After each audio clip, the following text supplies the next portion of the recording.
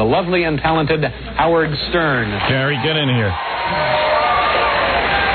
Oh. Hey, Dave. Good morning, everybody. You hear the music at the beginning of the show? Yeah. Whenever we have a new band in here, you give it to Scott and let him give it to Fred. You hear what I'm saying? No. Whenever we have a new band in here, like the Meat Puppets, right, and they play new songs, right, give them to Scott, and he'll give them to Fred. Okay. How come that doesn't happen? It usually does. Why isn't it happening? I don't know. Okay. If I don't stay on top of this show, boy, I tell you, I'm screwed. What happened? It's just like I always hear Jethro Tull at the beginning of the show. I said, we got a couple of new bands that have come in since. Where's the music? Everyone forgets. I got to remind them each time a group comes in that you have to take the songs and put them on tape and give them to Fred. Fred doesn't tell Gary. Gary doesn't tell Fred. Gary doesn't talk to Scott. Fred doesn't talk to... You're telling me... Yeah. That they don't No, because it doesn't matter to anybody. Everyone is independently wealthy on the show. I guess if it goes off the air, they'll be okay. I don't know. You're kidding. Yeah, you didn't know Fred was independently wealthy and Gary? Absolutely. Yeah, those guys have tons of money. No, I mean, I can't believe that one. Don't stick the needle in me deeper, because it's going to be real painful. Today's the day to back off a little, okay? I've been overloaded with a lot of work. Oh, boy.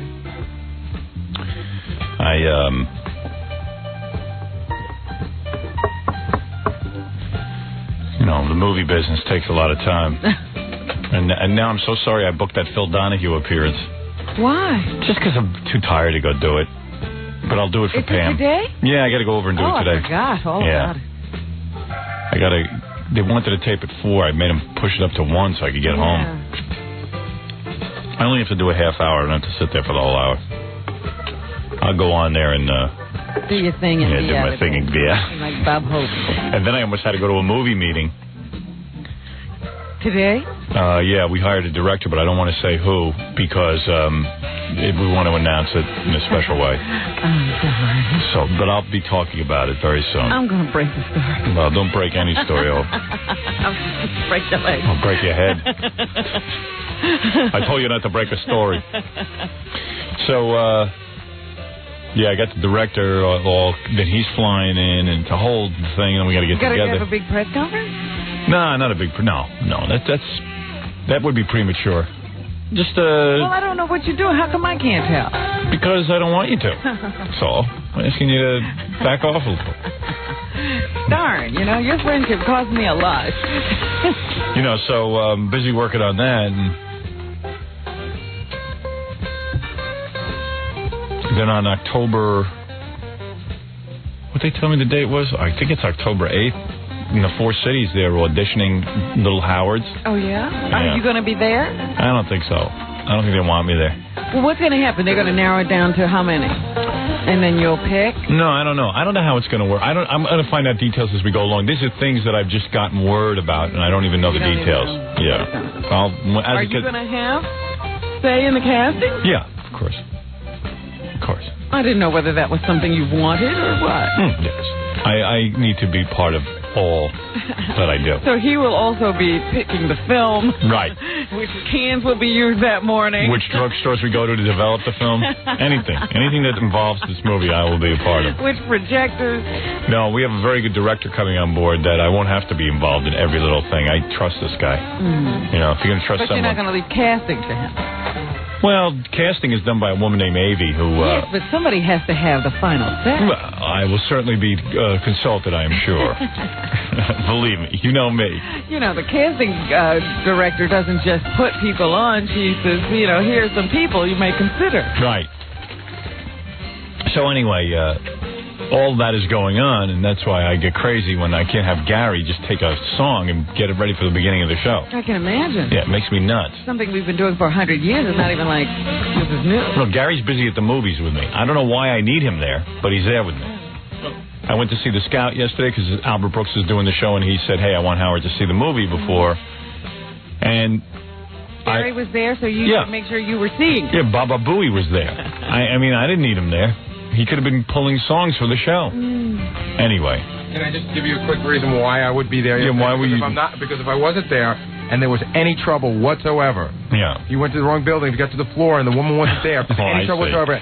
Then it's like, that moron Gary sends me to the building, and I can't even get in, I got lost. He's such an idiot. Well, you got a good point. No, he doesn't. How come he can't get you there and leave? Exactly. He believes that everything is fine. Once everything was fine, he could have gotten up, left, and gone and done his work. You are... I can't even think of a word. There's not even a word to describe you. Yes, there is. What is the word? Oh, we'll go into it later. All right, very good. We're going to take a break, and when we come back, we're going to start the FMEs? Right here. Very good. Well, who will be opening with the song? Do we know? What about my monologue? Fred produces who opens. You have a monologue. Of course, I always do my monologue, don't I, you guys? I guess you do. Oh, boy. Oh, boy. A lot of people confused over there. All right, I'm not even going to look into it. Something wrong on the show? Finally, not my fault. All right, let's take a break. Let's take a break, and we'll be back right after these words with what everyone's been waiting for, the FMEs. We even have guests stopping by during the FMEs. A lot of exciting things happening right after these words. To the Howard Stern Show on 97.1 The Eagle. We're back with the Howard Stern Show. Yeah. Here's Howard. Yeah. Hey, before we get to the FMEs, which everyone loves, it's also good for our fans in Florida who are new to the show, who didn't get to hear this year's program. These are awards we give out, like the Emmys or the Grammys or the Oscars. We give out the FME for fine appearances during the year on this program. Yes, we have our own academy right here who makes the selections. So it'll be a good opportunity for you to get familiar with the program. But this is more important. Right now, a little news from the O.J. Simpson trial. So yesterday, they didn't allow cameras into the courtroom. Figures. The same day that Judge Ito decides to talk about me. You guys know about this? No. Yeah, it's in all the newspapers. You heard about it? I heard about it this morning. Where'd you hear about it? On the cab driver. Oh, really? News travels fast. Yeah. Very fast. The cab drivers now have it. Well, you see, the cab all drivers. over. All right, listen to this. How did you come? Can you believe this? Oh, that's great. Should I let the news reporter tell it, or should I read it from the newspaper Let first? the news reporter tell it. Okay. They got it from her. All right. So, you know, they're not allowing reporters into the courtroom during the jury picking process. Well, they don't allow cameras and audio equipment. They have two pool reporters. Yeah, only two reporters. Sit there and observe. Right, and paint little stupid pictures. Well, they can't even paint pictures. All they can do is sit and observe because they don't even paint these two. Wow. No painting? No. So anyway, they allowed two reporters and figures the day Judge Ito decides to speak about me. So, nice to know he's a listener. For those of you who don't know what's going on, here is our correspondent, Linda Douche. Deutsch. Oh, sorry. He said, if you see it on TV, switch to The Simpsons. The TV show, I mean. If you hear it on radio, switch to Howard Stern. And everybody erupted in laughter. And he said, on second thought, don't do that. He's talked about this, too. Oh, man. That's hysterical. Isn't that great? Judge Ito. Yeah, at first I got insulted when I heard his switch to Howard Stern. I was like, we're not covering the case? We've been covering it right from the beginning. And like a blanket, we cover it. I was the first one to uncover the Tawny Katane, O.J. Simpson connection. How dare they? Judge Ito, big fan. Yeah. See, I would like to have heard the courtroom erupt into laughter. Sure. Wonder what O.J. was doing when you see. See, we can see O.J. during this time. I see O.J. Does he have a radio in jail? Of course. O.J. listens every morning as he knows he's guilty. All those bars are thick, boss. O.J.'s running this way. O.J.'s like this morning going, you know, that Judge Ito gave some good advice yesterday. I'm sick and tired of hearing about myself. I'll turn on Howard's show. O.J.'s guilty. You'll hear old black O.J. when he turns on this. Old black O.J. Fry. Fry. I bet you that song wins Best Song Parody of the Year, Old Black O.J. Is that nominated? It's got to be. I believe it is.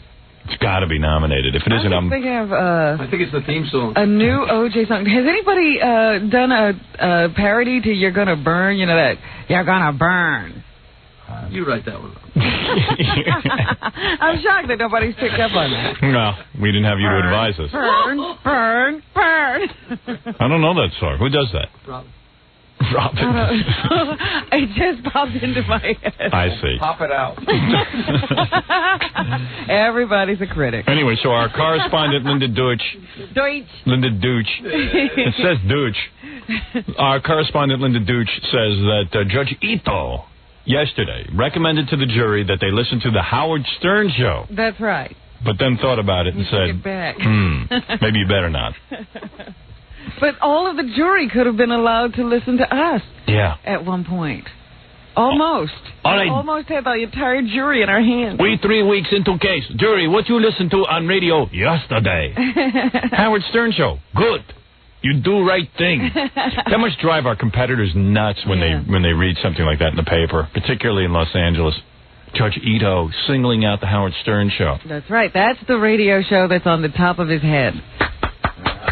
And we don't even live in Los Angeles. Thank God Judge Ito didn't mention the Mexican station. That would have been very, very embarrassing. That's right. You listen to Mexican station. Maybe that's what he said after he denied the Howard Stern show. The one with similar call letters to Howard Stern show. Judge Ito. Bet you his kids are big fans. That's why they... I didn't know he had kids. Oh, I didn't even know he was married. He is married. I know that. Judge Ito? It's hard to tell. It's hard to tell with the Japanese.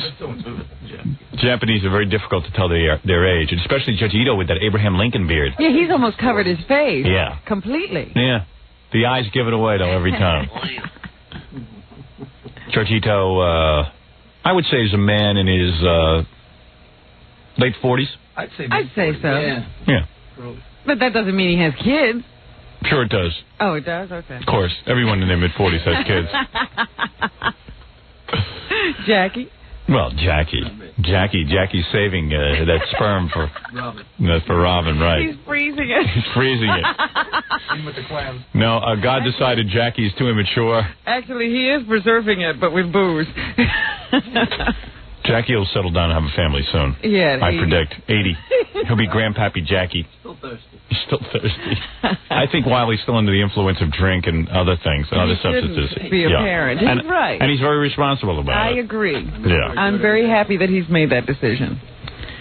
World has enough problems. One day Jackie will be drunk in the back of his car, and his young children will be driving him up to college, and they'll be going there, and they'll throw their urine out the window, and it'll hit Jackie in the face, and then the circle will be complete. The circle will not be unbroken. Yeah. Hey, that's why he's not having children. He doesn't want that backlash. He knows what he did to his parents. He threw urine in his mother's face. Jackie was driving his mother up to Michigan State, and why I don't know. he gave her a bottle of rye, was it, in the back? Yes, rye whiskey. Rye whiskey. Keep her pacified. Keep her pacified with a big baby bottle. And Jackie was drinking beers. And Why was the pitcher in the car? Yeah. They were drinking. We were mixing martinis. Right. Just in case he wanted The lemonade. picture was in there for precisely the reason it was used. Oh. Oh, it was the urinal. I thought those were for carrying liquid you wanted to drink. And then Jackie Yes. evacuated. Couldn't stop at a restaurant. And then he threw the urine out the window. And Whoops. Could have been worse. Could have been a lit cigarette. Just imagine if you were driving along and the wind was blowing a different way. Right. It could have gone into, some other person's car. I would have ran my car into his.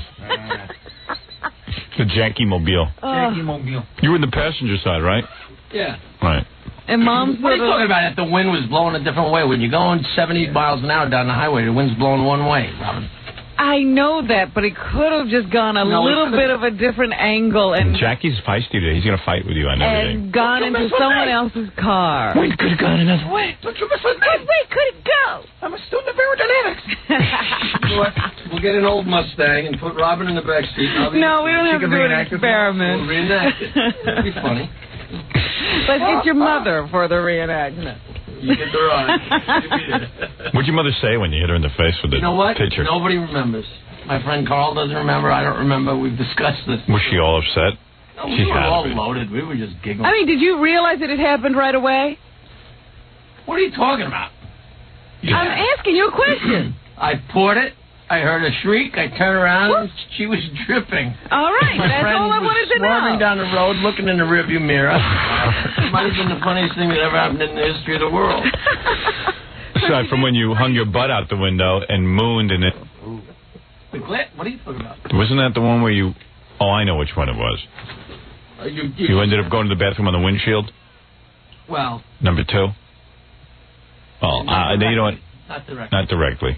That's a story we'll save for another time. Jackie's got a lot of good stories. A lot of good toilet stories. Ago. Come on. Not that long. 25 years. Come on. They never meant you to go in cars. Jackie was mooning, I guess. Harvest Moon. Harvest Moon it's called, because he went to the bathroom. It was full. Yeah. Full moon. And Indian summer gets me nuts. So he did that, and then there was he didn't have any toilet paper, so you can imagine how everything ended up on the windshield. Well, the guy driving didn't believe me when I told him what I did, so I proved it. Why would you ever challenge Jackie? Is he crazy, this guy? Now you know why the nails on his hands are falling off. His fingernails are falling off. Yeah, why he has to put antiseptic everywhere.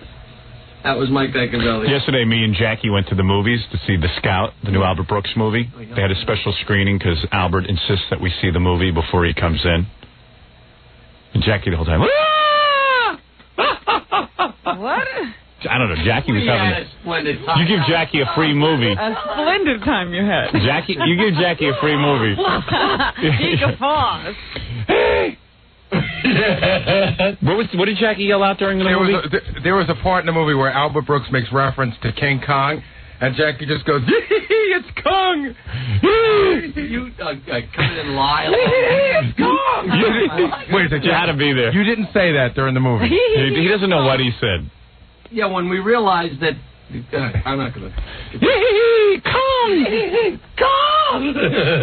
The guy started turning into an idiot, and you start seeing the parody to the two movies. It was funny. And you laughed, too. You Raposo. You laughed.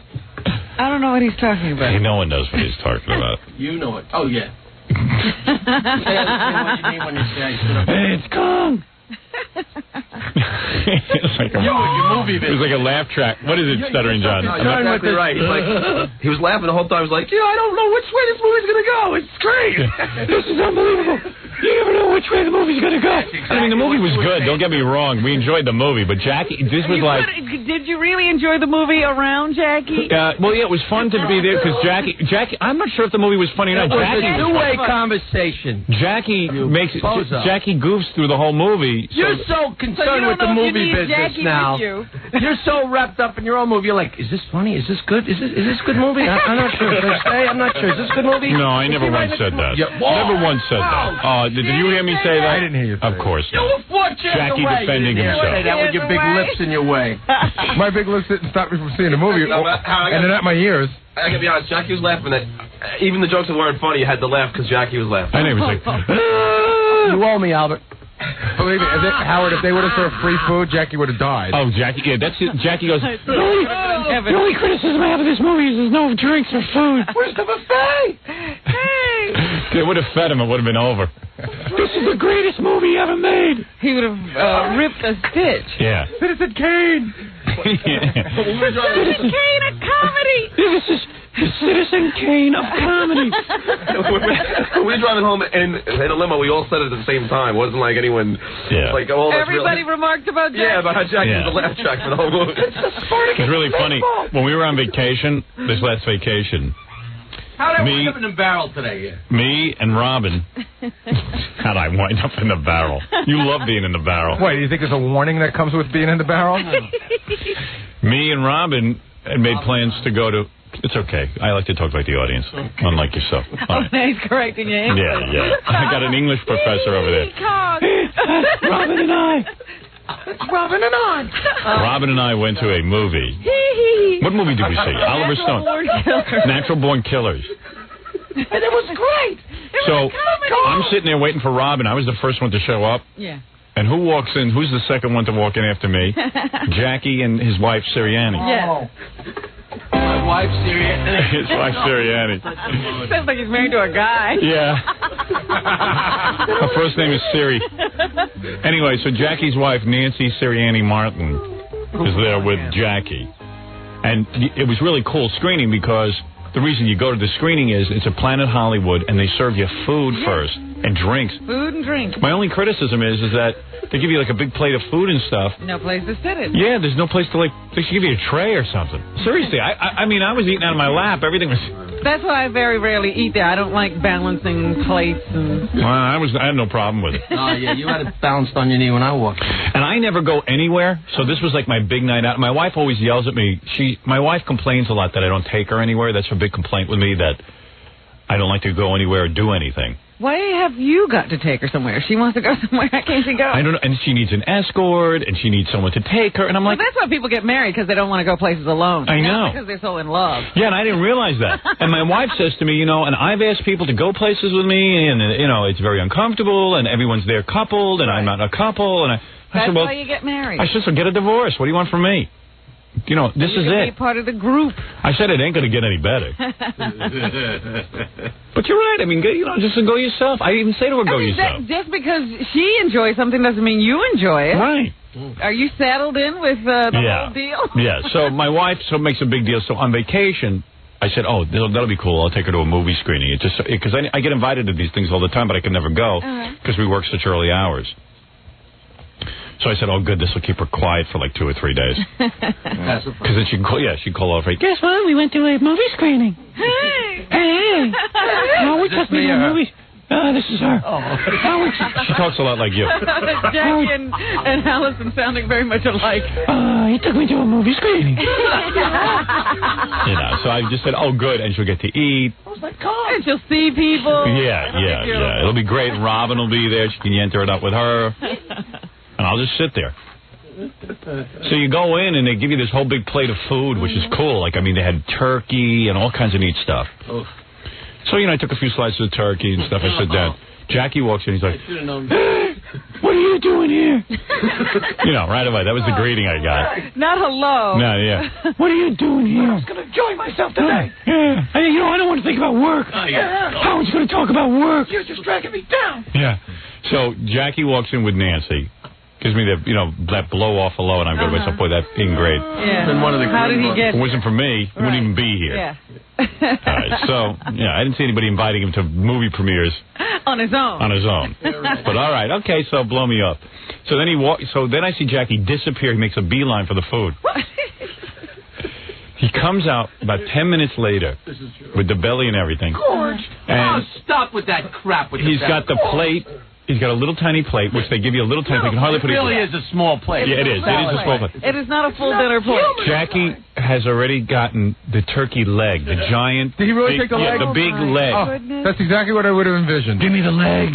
I need a bowl. Like a caveman. He's like Fred Flintstone. Yeah, and like 3 beers, and like he's got like so much salad and breads piled onto this little plate that like it's all falling on the floor. All right, he's licking the fingers. He's having a party. It might as well be a picnic.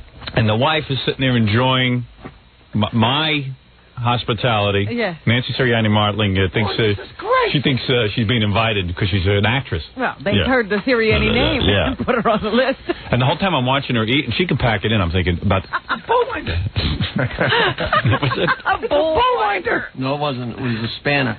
A bowl spanner. Oh, that's right. It spanned the bowl. Yeah. She must love that. Richard Jenny chopped it up as I cheered. His wife went to the bathroom, and anyone who followed her afterwards couldn't use the bathroom because she with a bowl winder. Jackie's so proud of it. I know. Did Richard Jenny really have to chop it up? It was the funniest thing that ever happened. It wasn't in the water. It was the bridge over the River Kwai. And she didn't know that. Jenny came and got me. So every time I'm watching your wife, stack up the food, I'm thinking about that. Yeah, building blocks. What's she constructing now? God knows what she's making. Lego. Golden Gate in the toilet. We have a full replica of the Golden Gate. Nancy built it. See the little toll gate at the front. What a gal. Oh, my wife. I'm so lucky. I love her so much. Golden Gate Bridge. She's working on the bridge. We had a nice time at the screen. It's $1.50 for the Golden Gate Bridge. Go, please. Go, please. What happened? Richard Jenny walked in and said, "Oh my God, I can't go to the bathroom." He just screamed down the stairs and yelled for me, and I came running up the stairs, and he said, I can't control myself, and I looked, and I was like, oh my God. Was that coming from Nancy?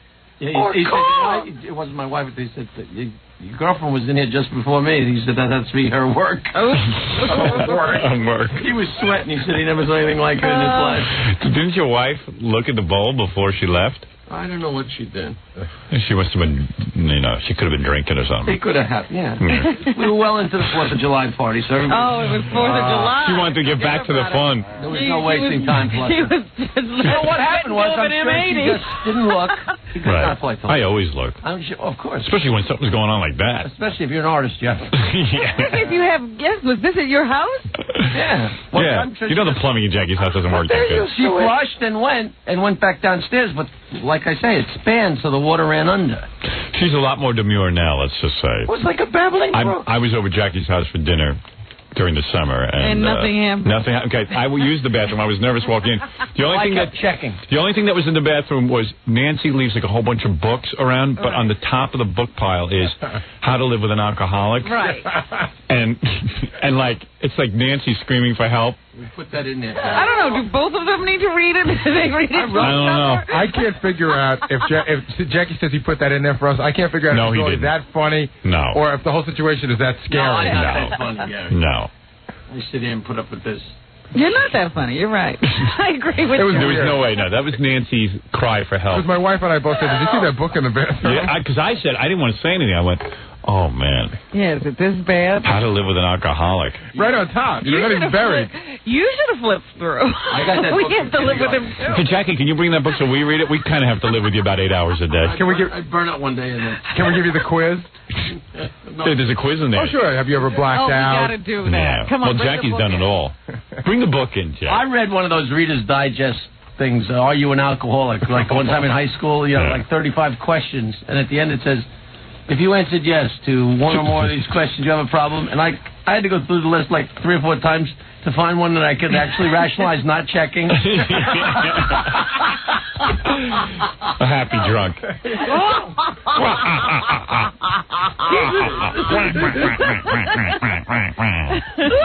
One of the questions is, has drinking ever affected your job? Have you ever had blackouts? Have you ever missed appointments because of drinking? For drinking. Because my lips never kept me from an appointment. My lips never gave me a hangover. They should. Those lips do hang over, though. They do hang over. Once you go over the obvious. All right, so we go to the movie, and I'm like, I'm feeling good because, like, you know, Jackie and Nancy are there, and then you came in. Yeah, I'm feeling good because I feel secure in my environment. And then Daisy Fuentes walks in. She looked really good, didn't she? She was very cute. Yeah. The one from MTV. But this was like 2 days after you had gone on and on about how chunky she was. Yeah. 2 days before vacation, I'd gone on the air and said, you know, Daisy Fuentes has to wear shorts. She can't wear a bikini on the beach because on MTV, her belly fat just hangs over her bikini. Right. And so they put her in shorts to hide her belly fat. Yeah, you're saying she can't wear a bathing suit at the beach house. Yeah. And it's like kind of weird, you know? And she's always in shorts. She always has a top on, bikini top. Uh-huh. But the whole bottom is covered with shorts. And I was talking about how, you know, sort of empty-headed she was. And how she thinks she's a star and the whole deal. Yeah. So all of a sudden I go, oh, this is why I don't go in there. Because now I got to deal with Daisy Fuentes. And she's there with her husband, who's like a model or something. So Daisy Fuentes kissed me hello, and we said hi. Because we met her. She's been on the show. Yeah, I guess she's considered a friend. I guess. So, I don't know. So she was very nice. Uh-huh. We said a few kind words to one another. She didn't confront you about what you had said? No. She didn't even mention it? You're like, you have no idea whether she heard it or heard about it. Yeah, and I was just nervous. Yeah. She had on a little tiny dress, little sundress. Little sundress. Nice no belly. No belly. At least it was hidden. She has nice legs. Well, that's true. She wasn't showing her belly then either. Yeah, she was really pretty. Could have been strapped in. And then so she finally goes away. So she finally goes away, and she was all happy because the photographer was there, and every minute she's like posing for pictures and feeling like very much the celebrity. And I told her I watched her show on CNBC where she has the talk show. Right. I didn't tell her I can't watch it for more than a minute. But every time I tune in, all she gets is Howard Stern phone calls. Oh, no. I've Yeah. never seen that. It's like, Well, Daisy, I would like to ask your guest a question. go right ahead. Would you sleep with Howard Stern? That's not a question for my guest. All right, Daisy, then would you sleep with Howard Stern? And it goes something like that. So then we're sitting there. 2 seconds later, who walks in? Regis Philbin. That was the best. Oh. Now, I was talking to you. Yeah. And you were looking at me, and I was looking Yeah. at you, but he walked in behind you Yeah. and your wife, and I was like, oh, man. Oh, man. Turn around. And then the lights got way... It was Well, wait a second. a really bright room, but the lights No. were way too bright for you. Yeah, it was Regis Philbin, his wife, Joy. Yes. Another annoying human being. And the producer of the show. Gelman. Who Regis has made a celebrity. Yes. He now is actually shown on camera. Yeah. It's a great show. Everyone on that show makes me nauseous. And they're all sitting there like they're really important. And didn't they seem like really important? Oh, they were all dressed up. Yeah. Remember that? It was like a premiere, not Yeah. just a still silly movie screening. Regis had on a suit. Yeah. Joy was in this fancy designer outfit. Feel like a cocktail dress. Yeah. But it was so great the way it happened, because he walked in. He had no idea that you were there. And Right. I'm sure he has no idea who I am. And, like, I'm looking there, and like, you're like, oh, my God, this is so funny. And you're laughing. We're all giggling and everything. He walks down. He's like royalty, you know, and happening. King Regis. And you could Place like almost King see Regis. that somebody all of a sudden came up and said, Jesus Christ, Regis, Howard Stern's over. Because all of a sudden, his face went from white to the brightest red I have ever seen. Like, all of a sudden, he was so totally uncomfortable. It was beautiful. Yeah, because if anyone is more uncomfortable around me, it's got to be Regis. Well, you know, we were sitting there all sort of twittering nervously I mean, because he was now in the room and everybody's wondering what's going to happen next. first of all, let's remind people that in my book and on the radio, I talk about Regis and that son who was handicapped Right. constantly. Well, see, this is the For point. years. You were sitting there, you know, going, "Oh my God, the things I've said about Yeah, I mean, him." so I'm crawling under the seats, He's now 5 foot tall. Yeah. he's so far down in his seat. and I go to Jackie and Robin. hugging each other. I know, we were all. Everybody was like, all of a sudden huddled. I walked over to, because I was sitting next to my wife, and my wife was sitting next to Nancy, so Robin and Jackie were all the way at the other end of the aisle. So I go over to them and I go, I just got to get up. I just got to huddle. You know what I said about that guy? I said, think about everything I've said about that guy, and now I got to sit and deal with him in the room. Do you know what the best This is part why I never go out socially. Wait a minute. The best part was to me, because you're sitting there, you are the most uncomfortable I have ever seen you. Yeah. And then all of a sudden you must have had this rationalization go on in your mind. Yeah. And you came over to Jackie and I and you said, I've said much worse things about Kathy Lee, haven't I? Yeah, I don't know. I'd say, I got home and I thought, oh no, what he said about Regis is the song, pretty bad too. the song parody, Roll 'Em Into Traffic, about his son with the flipper feet. Right. And we were on the air raising money for his son. He did a radiothon. Yeah. I think we could safely say that we have hit him harder than any. Who else have we hit hard? I can't think of anyone. Jerry Lewis, but that was never as consistently. No, Regis we hit the hardest. Him and Kathy. And Kathy Lee we don't even hit that hard. It's just that she gets bothered by it so Right. much. So I thought about it and I said, no, it's Regis. Regis is the worst. So the whole time I'm sitting there going, well, what if this guy comes over and says something to me? Like, what am I going to do? Usually he just comes over and is friendly. It's gonna be Yeah, right. I don't want him to be friendly to me because, quite frankly, I don't like him. I mean, I don't like what he did. I read the article in the Inquirer. I believed it. He wasn't that generous to his kid. Well, his kid was out begging on the street practically. Well. He's at screenings. Yeah, he's at screening. That's right. In his suit. But we set Regis straight. Evidently, he's now with Danny all the time. Make sure that he doesn't have to go to the Inquirer anymore. Yeah. So whatever we did was the right thing. That's right. I know in my heart I did the right thing. And it doesn't look like Joy's hurting from him giving his other family a little money. Yeah, right. Yeah, she's got a fancy cocktail dress on. I wouldn't worry about I it. haven't missed any meals. Yeah, she's probably sitting there going, if it wasn't for that Howard Stern, we wouldn't have to pay all that money to Danny Philbin. So, and then finally, like the movie, it seemed like hours before Yeah, they'd started. Maybe 10 minutes before the movie started, but now it's stretched into another hour. So then all of a sudden the photographer comes over to me and starts taking pictures of me and Allison. Maybe some of you saw the picture in the newspaper. Yeah. I go out one time, they got a photographer there. I said, gee whiz. Did you see the picture? Yeah. Yeah. So then I see they go over to Regis. And Regis is all excited. Yeah, you can he tell. starts perking up. Yeah, and he sits up in his chair. And Daisy Fuentes runs over to start kissing Regis's ear. Yeah. Ugh. For the picture. But she'll do anything to be in a picture. Well, that's how they do it. Would you kiss Regis's ear? You wonder how those pictures wind up in magazines. Now you know. Regis's corroded ear?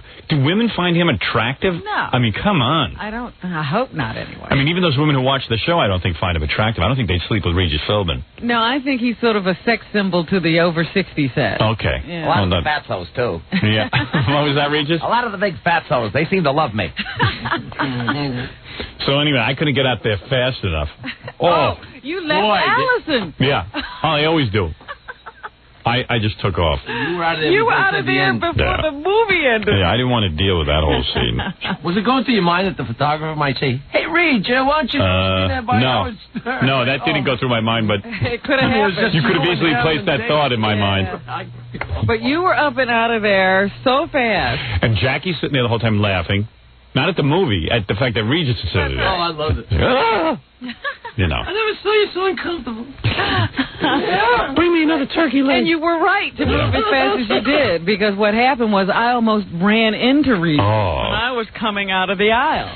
You know, I have a movie, but seriously, at the end of every movie, I just want to get out of the movies. Right. I don't want to stand in line. Yeah. Especially when I go to like a public movie theater with my wife, and you know, it causes a bit of a scene. Every time I go, Allison, I can tell when a movie's going to end. I'm going to be up. We'll just get right out.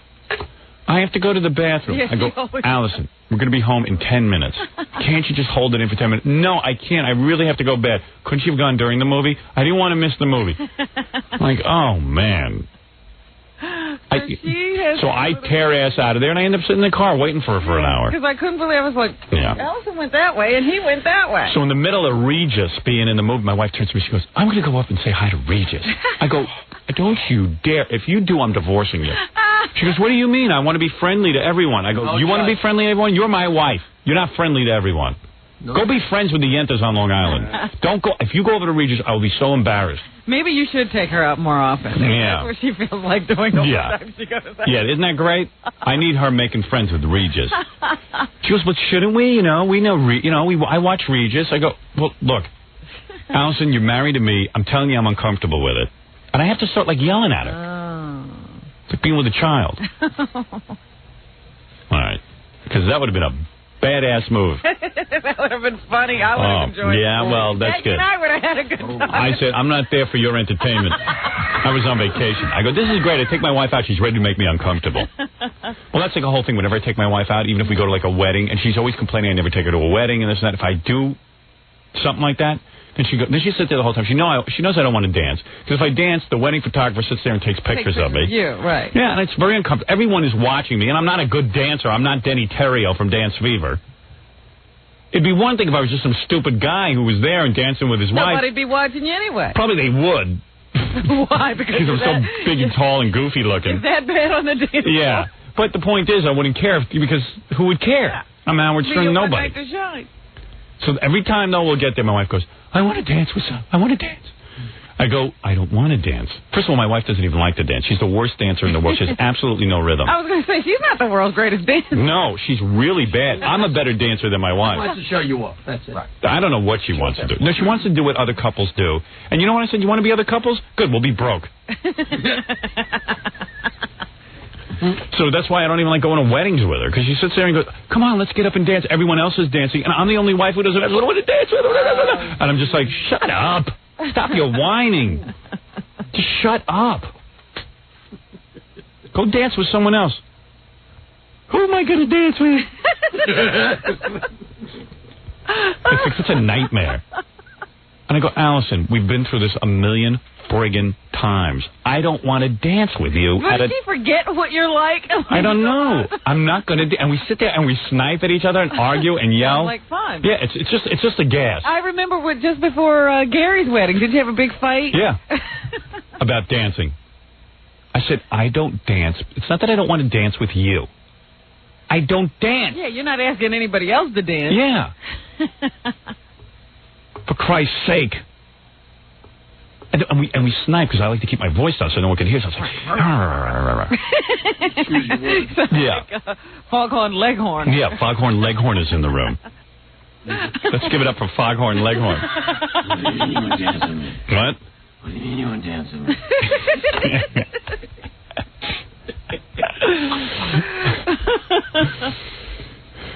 It's really weird. And then she starts pouting. So then I'm like, okay, you want me to dance, Allison? You want to see what happens? Then we start dancing. She's like, you were right. You know what I mean? And I go, Allison, leave me alone, will you? Just leave me alone. You always have to prove it. Yeah, but it's like, I always have to prove it to her. So annoying. So friggin' annoying. Oh, you were right. Like, I go, I know I'm right. This is probably why you stay busy, so you don't have to go through this. You have an excuse. I have excuses. Can't go. I'm busy. Yeah. Yeah, my sister-in-law is getting married. Oh, that's right. You got to go down to Atlanta for that one. Yeah, she's getting married, so I have to go to that one. I've been trying to get out of it because we're writing the movie. When is it? It's not soon, is it? In a couple of months. Oh, really? In a month I didn't or so. realize it. So I got to go down to there and... You think you'll be filming by then? Well, it doesn't matter. My wife said, you're going. I'm not going alone to Betsy's wedding. I said, you'll have the kids with you. You'll be busy. She goes, you are part of this family. You have to go to the wedding. I go, it's not that I don't want to. Can't they elope? Aren't they old? They're older. Now, aren't you sorry you didn't say have the wedding here? No. They had to have it in Atlanta. All their friends are there. Oh, they wouldn't have had it here? I was going to send Elephant Boy. And you're standing. In my stand-in. I'll dance with you. I dance with you. I'd love to dance with you. I'd love to dance with you. Beautiful girl. Would you like to dance? Yeah. So, I got to go to that. And then it became a whole issue. You're not in the wedding? No, everyone else is. My wife's in it and the kids. Oh, so you'll be sitting there by yourself? Yeah, fine. I have no problem with that. I have no problem sitting alone. And I hate going to weddings. It's always like, my mother-in-law, this is our big star. Oh, she's going to have that'll be her. She'll be crying all over everybody. And she'll be trotting me over to people. Yeah. Those southern accents. Oh, God. All the hillbillies. It'll be a folk wedding, too. Yeah, it is. It's like a folk wedding. And then I think, the night before, they're having, a big family dinner. Yeah. Well, that's the, rehearsal dinner. So I told Allison I wasn't going to that I was going to fly up on Sunday. And she said... She told me I'm going. That's right. You see these cups? You're going to be You're going. She goes, yeah, you have to go. It's your family. And I said, okay. So that's like a Saturday night or something? I don't know. Oh. Yeah, something like that. So be dragging it out for the whole weekend. I don't have anything else to do. I'm not busy. Well, Howard, it is your family. You said you wanted to have a family. I've been sentenced. You sentenced yourself. I wanted to have a family with Allison. I didn't want to have a whole extended family. Want the rest of them. Yeah. I didn't bargain for all this. I'm not good at it. Will all the Boston relatives be there, too? No, just some. It's not a big family. And I gave a very generous gift already, engagement gift. Oh, really? What'd you give? I gave a nice gift. You're not going to tell me? My wife doesn't want me saying what it is.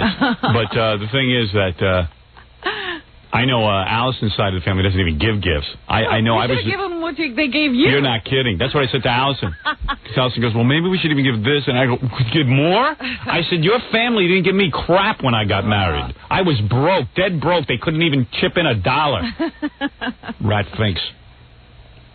All right, let me get out of this. I want to do the FMEs. Bringing up too many bad vibes. We'll be back right after these words. Listening to the Howard Stern Show. Once again, Howard Stern. He said, if you see it on TV, switch to The Simpsons. The TV show, I mean. If you hear it on radio, switch to Howard Stern. And everybody erupted in laughter. And he said, on second thought, don't do that. He's talked about this, too. Well, there he is, the account of what Judge Ito. I can't believe the one lousy day. You could have had Judge Ito. They didn't have the camera in the courtroom because of the stupid jurors. No one could see them. Yeah, we can't know who they are. Yeah, they can't put a dot over their faces. Yeah, they should all be holding those little sticks with blue dots in front of them. In the biggest trial of our generation, the O.J. Simpson trial, Judge Ito instructs the jury to listen to my show and then not to listen to my show. And we don't have Judge Ito saying it. I was reading this account in... oh, my. Thank you.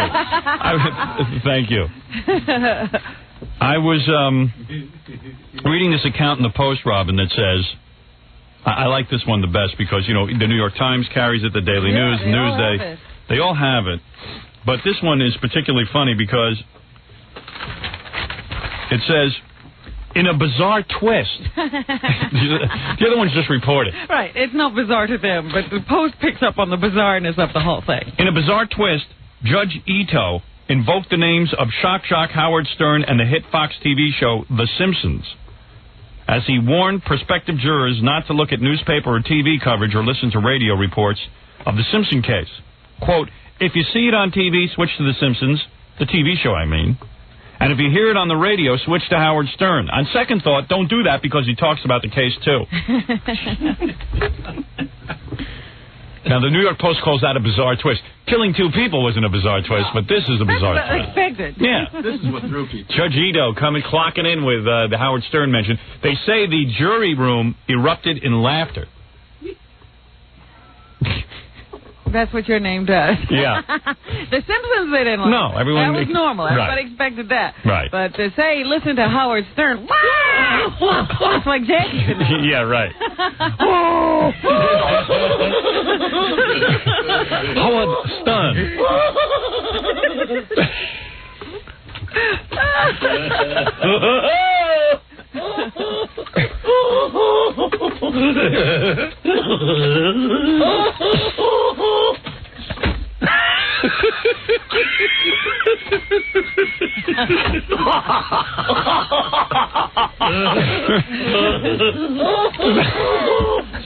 Billy, I don't know if people realize Billy is doing an impression of every one of Jackie's laughs. After Fred plays one, and then Billy goes right into it. It's amazing, and you can't tell the difference. I know, it's incredible. It's incredible to watch.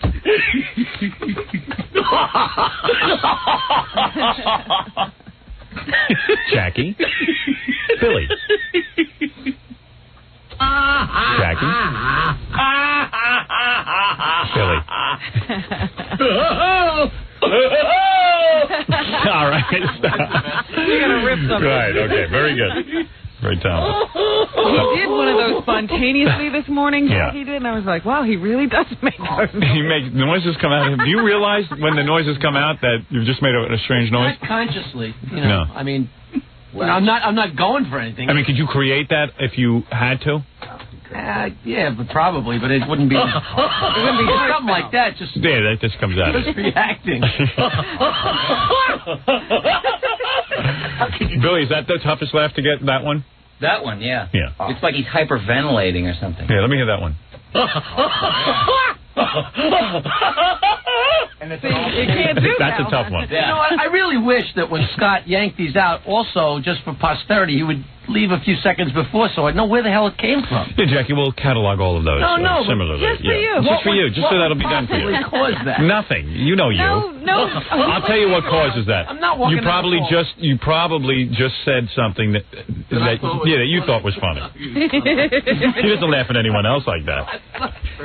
For me to get a laugh out of him, yeah. Oh, he's his best audience. He entertains himself all morning. Oh, and I'm the only one that does that.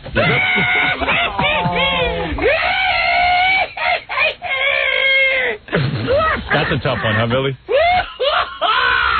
Because you really need inspiration for that.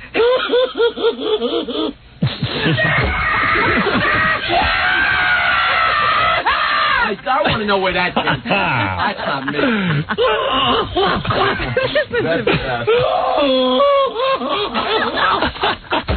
That's kind of like...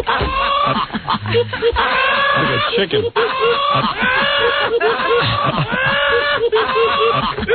All right, listen, I got to do something here.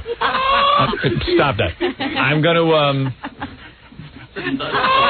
stop that. I'm taping the Donahue show later today. Yes. And also, I will be in Washington to sign books on Friday. Oh, that's right. At 1:30 in DuPont Circle. 1:30 to 2:30 at Crown Books. Crown Books. With Pam Antonelli, who was fired from the Western Cole Public Library for buying my book. Also, we have the... Pam here already? I don't know. Also, we have to get to the FMEs. This is our big award show. And And stopping by later is Judy Nelson during the award show because you know who Judy Nelson is, don't you? No.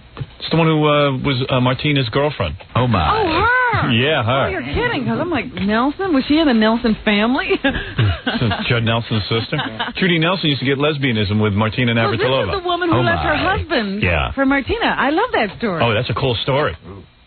She had, like, a husband who was a doctor and 2 kids. Yeah. Living this normal suburban housewife life. Yeah. And runs off with one of the greatest tennis players in the world. It's a great story. All I could think of through that whole story is the kids, I think, were like 14 and 16. Yeah, they were in their teens. How do you go back to high school? Yeah. Well, this is what I want to know. I want to know just how she broke this to her kids, you know, that mommy's going off with Martina. Because I saw them all on the news together once, and they were saying, hey, you know, we really support our mom, and this is fine. Yeah. But you can't be 16 and your mom's a lesbian, you know, It'd be lesbian. fine. Yeah. Well, you know, but if she's running off with a famous lesbian, maybe it's a little easier. I bet you I could convert her back. Oh, no, because she's living with one of Martina's ex-girlfriends now. She just hasn't had a good man. She just, you know, it was another one of those Lou Diamond Phillips things. No. All of a sudden she discovered she was a lesbian. She just hasn't had the right meat. So you're saying her husband was bad in bed? Yeah, well, I'm not saying that, but she needs my meat. That's all. I'll turn her on. Dr. Nelson could do the job. Dr. Stern can. She just needs the right mix of manliness. I just wondered what his life became after that. You know what it is? A lot of times you just got to be real gentle, like a woman with these girls. You know how to do that? Oh yeah, I can drift over your body like a butterfly, like silk. You want to do one of those bets? I bet you $20 you're not going to get her on your lap. Bet you I could. $20. There you go. You're on. Only 20? I bet you I can get Judy Nelson on my lap. And you can kiss her? Oh yes. What kind of kiss? Well, I just met the woman. For God's sake. He's going to give her a peck on the What am I going to do? Am I going to get her clothes off and make love to her? Get Jackie on my lap to do that. Well, you say you're good at converting. I could convert her. You wait and see. They're all horny on the You think you're as good a inside. lover as Martina Navratilova. Oh, I know I am. It seems she drives these women crazy. I know. She's so masculine. She has big veins in her arm. All right, listen. Let me take a break so we can start the FMEs. When we come back, will be a guest presenter. yes. When we come back, I will do my opening monologue as I do every year. Everyone Very looks forward good, to very it. good. You know, I am better than You are anyone. the numero uno master of ceremony. Yes, I am. I've never been tapped to host like an Emmys presentation. Or a Grammys. But people will see my hosting. When I do my hosting chores, I'm very good at it. Yes, and this year, maybe you will get the recognition you deserve. Yes, this will be my big year. And I will do my opening monologue. Then we'll hear a... Whoopee, they'll call you. And then we'll have a song and dance number from Baba Booey. Oh. All right? And production numbers on it. And we will give out our first award of the evening, which I'm not going to reveal yet what categories. Okay, but all the big categories will be coming up. All the big categories and all the winners will be in the room. It will be very exciting when we get back for the 34th annual FME. You're listening to the Eagle. It's the Howard Stern Show. What is Here's this? Howard. All right. Well, Robin, I'm ready to begin the FMEs. By the way, you look beautiful in your evening gown. Why, thank you. Robin wearing a low-cut. Let me describe what you're wearing. It is a peach evening gown. It's a mini skirt, actually. It's not a gown. It's cut way up in the front, so just barely her panties are covered. So you see lots of... wearing panties. There's no pant. Oh my God! I thought that black string was from your panties. The hell is that? Oh, that's a hair. Oh my goodness! I didn't realize. To see that. Wow. And I am entering from the backstage area, going up to the podium now. You're going to do your monologue. Welcome You'll have a to good time. the 34th Annual Put some panties FME on. Awards, starring Howard Stern and Robin Quivers. Thank you. The hundreds of performers, celebrities, and mutants that helped make radio history during the past year. Testing. Arnold Schwarzenegger. Hello. Fran Drescher. Miss Howard Stern. John Bobbitt. Testing. Daniel Carver. Corbin Burnson. The Bee Gees. Joey Buttafuoco. Madonna's sister. I'm ready. Peter Jennings. And Vicky. I remember the monologue. Ladies and gentlemen, idol of millions, media genius, Howard Stern. Good evening, ladies and gentlemen. Good evening. Thank you. Thank you so much. Hi, Candy. Candy Bergen. Andy Griffith? How come I can't hear you, Robin? I'm backstage. Oh. I'm talking in your ear. Oh, I see. You're my earpiece. I'm sorry for that, ladies and gentlemen. I appeared to be as confused as those two people on Topper. It's because Robin was talking in my head. Hey, Robin, let's hope no one tosses grapes and coconuts in your cleavage again this year. Well, I hope no fruit was allowed in the auditorium. By the way, I want to just draw your attention that Robin is wearing 2 lovely AIDS ribbons on each hooter, which is beautiful. We are all wearing our AIDS ribbons. In fact, I have an AIDS ribbon, as you can see. Well, mine hits the floor. Look at the size of it. Oh, my goodness, that's a bow, an AIDS bow. Yeah, that's an AIDS bow. So you can see that I'm very much behind the whole AIDS thing. And why not? It doesn't cost anything to wear the stupid ribbon. Cuckoo for AIDS. I'm cuckoo for AIDS. You know, Robin, it's so good to look out on our audience. And, I want to welcome our new market, Miami, of course, who has no idea what went on for the past year here on the radio. And, this is an excellent opportunity for them to hear what went on for the past year. That's right, Robin. Hello. Hello, people of the world. All you people in the very fortunate 18 markets who are hearing my words, welcome to the 34th annual and second to last FME Award. I forgot. You're retiring. I am retiring at the end of my... How many months do I have left on my contract, Jackie Jokeman? 13. Jackie's sitting in the audience yelling out 13. You can hear him laughing. Very much like a Billy Crystal, you address the people in the audience. Yeah, I address... Yeah, exactly, Robin. I've borrowed that. I like to address various people in the audience.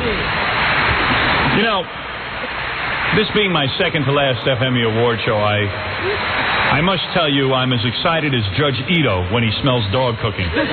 What a year. What a year it's been. The parade of babes and morons has been extra special this year. And what with the book business, movie business, and television business now enveloping my massive radio career, further establishing me as king of all media, and further eroding the country. Robin, so far the monologue has been totally about me. I was just wondering, now that you say that, are you going to have to develop your own award show for television and movies? Yes. And books?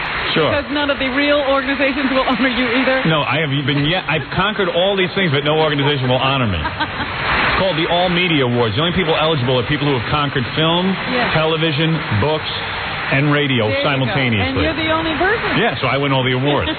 Isn't it comforting that even as O.J.'s murder trial goes on and we have the Haiti troubles and baseball strikes or the death of Jessica Tandy, notice all of these things can't stand in the way of our fabulous FME Award show. We have songs, we have awards, beautiful girls, suspense, humor, and best of all, Robin's beautiful chests. Let the fun begin. Well, that's what you think. And this is a great year for our producer of the FMEs, Gary Delabate. Well, he's been called an imbecile 4,000 times, a moron 685 times, and a dope 2,670 times. And he's having a baby. And more importantly, he's finally learned to walk upright. Isn't that right, Papa Fooey? That's right, Wolf. Yep, there's Papa Fooey out in the audience. Hey, wait a second. Let's go crazy. Let's, Hey, Gary, you dopey moron. All right, let's see. Moron 686 times and dope 2,671 times, Robin. By the way, some of the celebrities in our audience just want to say hi to Stevie Wonder. Stevie, the stage is over here, pal. There he goes. Oops. I see Regis Philbin's son over there, Danny. Hi, Danny. I hope the brakes on your little skateboard are working today. Hey, Robin, you realize it's been 15 minutes and Jackie hasn't passed me one plug during the entire award show. Oh, and hey, look over there. There's Kathy Lee Gifford and her corpse of a husband, Frank. Hey, Kathy, could you swat the flies away from Frank? They're interfering with our microphones. I don't know. Hey, Kathy, if you can't swat them, take off your panties and lift your skirt. Look, people are digging in the audience trying to bury Frank. Frank's still breathing, folks.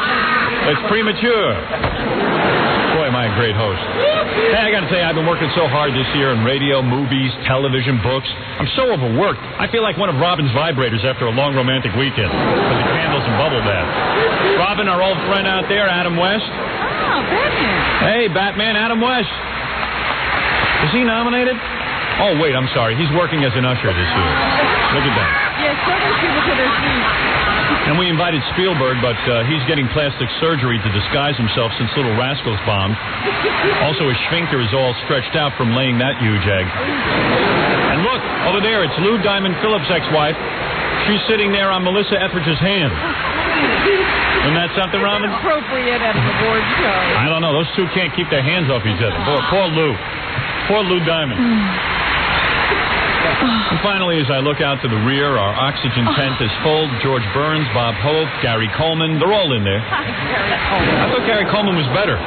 Maybe he's picking their pockets. Who knows? And I see our old buddy Harvey Firestein over there. How you doing, Harvey? Hi, how are you?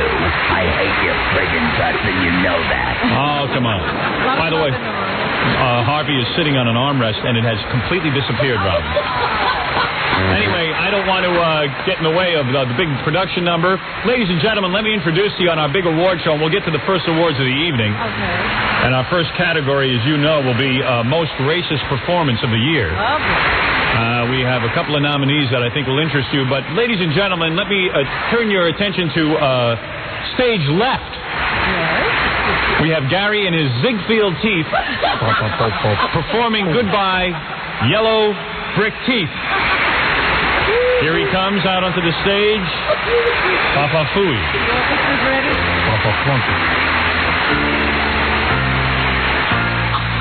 I need more time to think. When am I gonna get smart? Am I too stupid to learn? To keep my big thinky mouth closed around Howard Stern? Didn't think I'd be with Paul forever, even though he treats me like duty. But I got a friggin' mansion in Connecticut, not bad for a moron called Papa Fooey. Papa Fooey. So goodbye, yellow brick teeth. My breath smells like your bowels. Get me a new set of choppers, 'cause I'm an executive now. I could quit Howard and get a new job, but that's too much like work for me. When else could I get paid to loaf around? Me and my yellow brick teeth.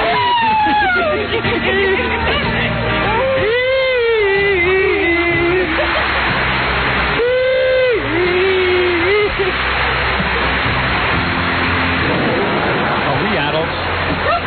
Why do you think I do this when all Howard does is complain? I'll eat a couple of pounds of milk chocolate. It gets me feeling good again. If Howard ever tries to replace me, there's no one like me to be found. A big dope who takes all the insults while Robin laughs like a cow on the ground.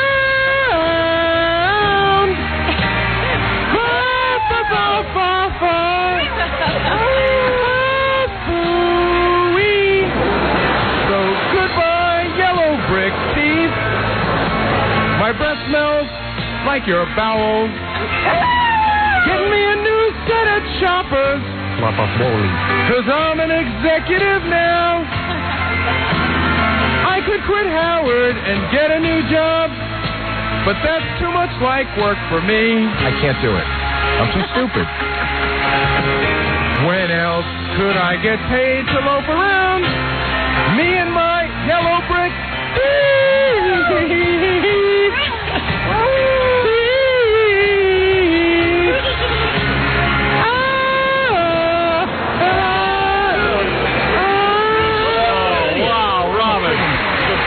Going nuts.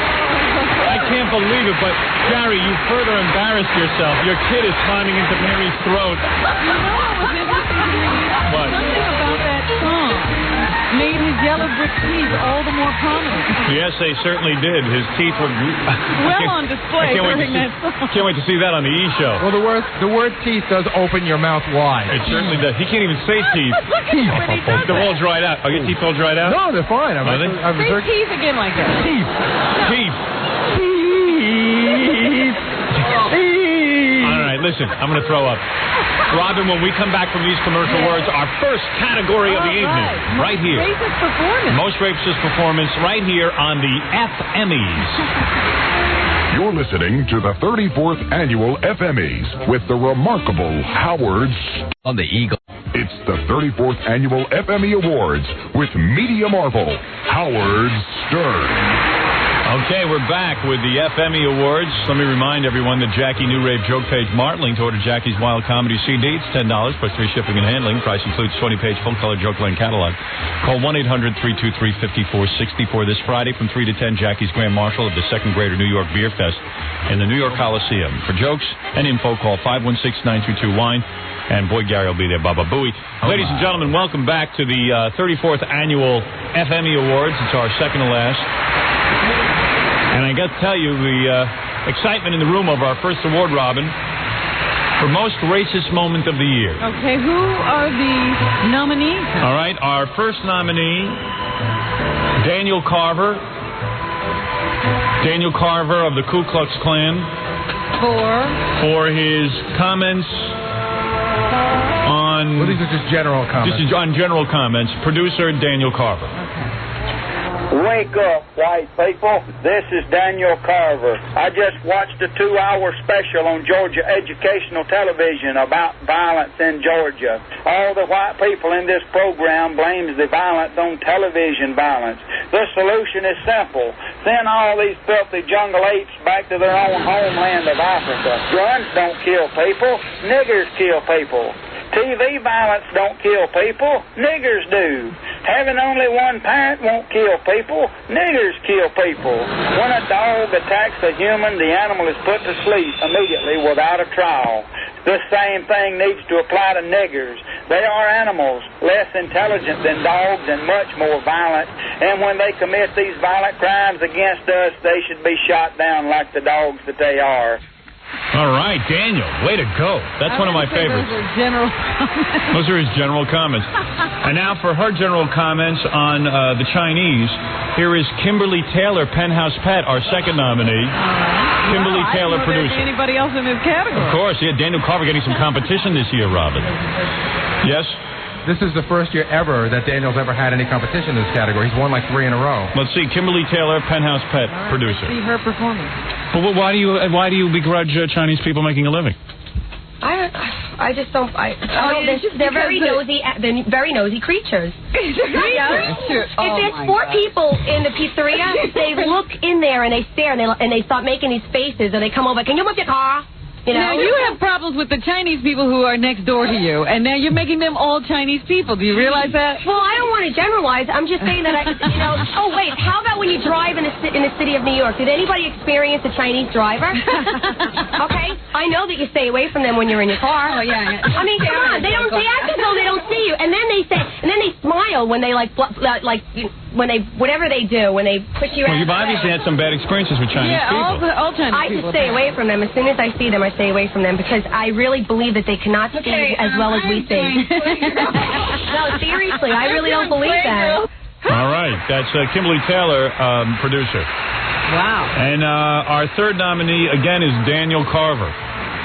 He's nominated twice in this category Of course, Daniel's always nominated several times. And here it is, Daniel Carver, producer. Hello, white people. This is Daniel Carver. We are now over the stupid nigger holiday where we were forced to have a holiday for a stinking communist sex pervert nigger, Martin Luther King. Now we will have to start getting ready to have Nigger History Month, which is in February. Niggers do have a history, people, believe it or not. Wake up, white people. These filthy, stinking, half-ape, savage, gorilla-smelling jungle niggers are making history every day. Don't be a part of it. You need to stock up on plenty of guns and ammunition and be ready to defend yourselves and your homes. Niggers have already destroyed our school system. They have destroyed all of our larger cities. They have destroyed most of our neighborhoods. Even the all-white town of Cumming, Georgia, that ran niggers out in 1987, has now made a holiday for the nigger Martin Luther King. White people, it is plain to see we can't have law and order and niggers too. So what must we do? What did our ancestors do? The only reason you are white today is because your ancestors believed in and practiced segregation yesterday. This is Daniel Carver. Here's a little joke, people. You know how to keep niggers out of your backyard? Hang one in your front yard. Thanks for calling. Wow. That's a joke. He's got a strange sense of humor. Hey, that's a good one. All right, Robin. That's some stiff competition this year. Yeah, who's it going to be?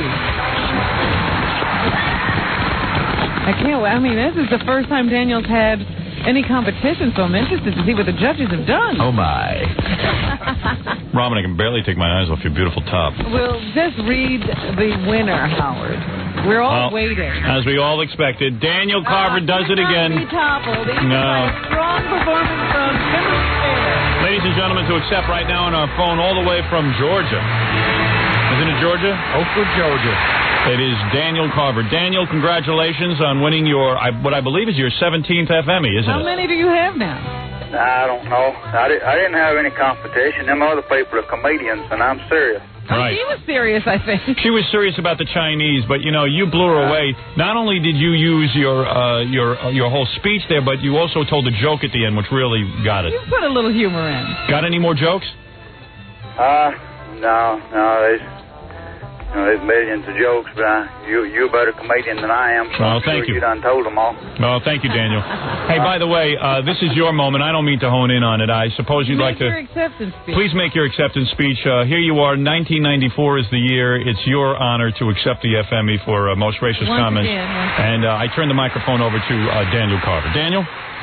Well, I'm proud to win these things just to get to be on the radio a few minutes and tell people about these filthy, savage niggers. And now we got our army over here in Haiti, probably going to get AIDS over there because over half them Haitians already got AIDS. So the Ku Klux Klan, can I interrupt for a second? Well, I want to ask, how are they going to get AIDS from the Haitians if they don't have sex with them? Well, I don't know, but they'll get it because it's in the air. Right. These over there, it's highly contagious. Yeah. Well, I read that myself. I've been to Vietnam myself, and they're going to have sex. You were in Vietnam? Yeah, I was in Vietnam, and these soldiers, they're going to have sex, and they're going to have sex with whatever's over there. Did you? No, I didn't. You didn't have sex over in Vietnam? As you know, I'm not normal. You know. Oh, I know that. Maybe normal, but I'm not the average. I'm not the average person. Right. But, yeah, these soldiers are going to have sex, they're going to do drugs, and they're going to end up with AIDS and bring it back over here. Hey, let me ask you something. In Vietnam, didn't you have fellow black soldiers? Nah, they were black soldiers. I don't know if they were fellows or not.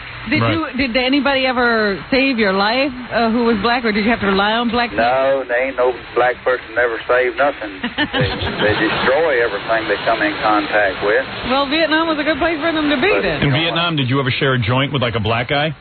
No, I ain't never shared a joint with nobody. I don't do joints. You didn't smoke anything? No, I don't even smoke cigarettes. Did you kill any gooks? Huh? No, I never did kill nobody neither. What'd you do?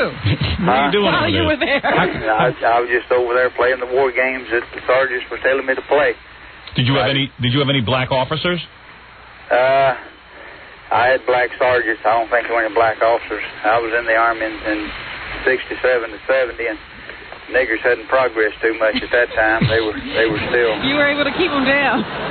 Yeah. What were you, Daniel? Were you a private or what? Yeah, I was just a private, yeah.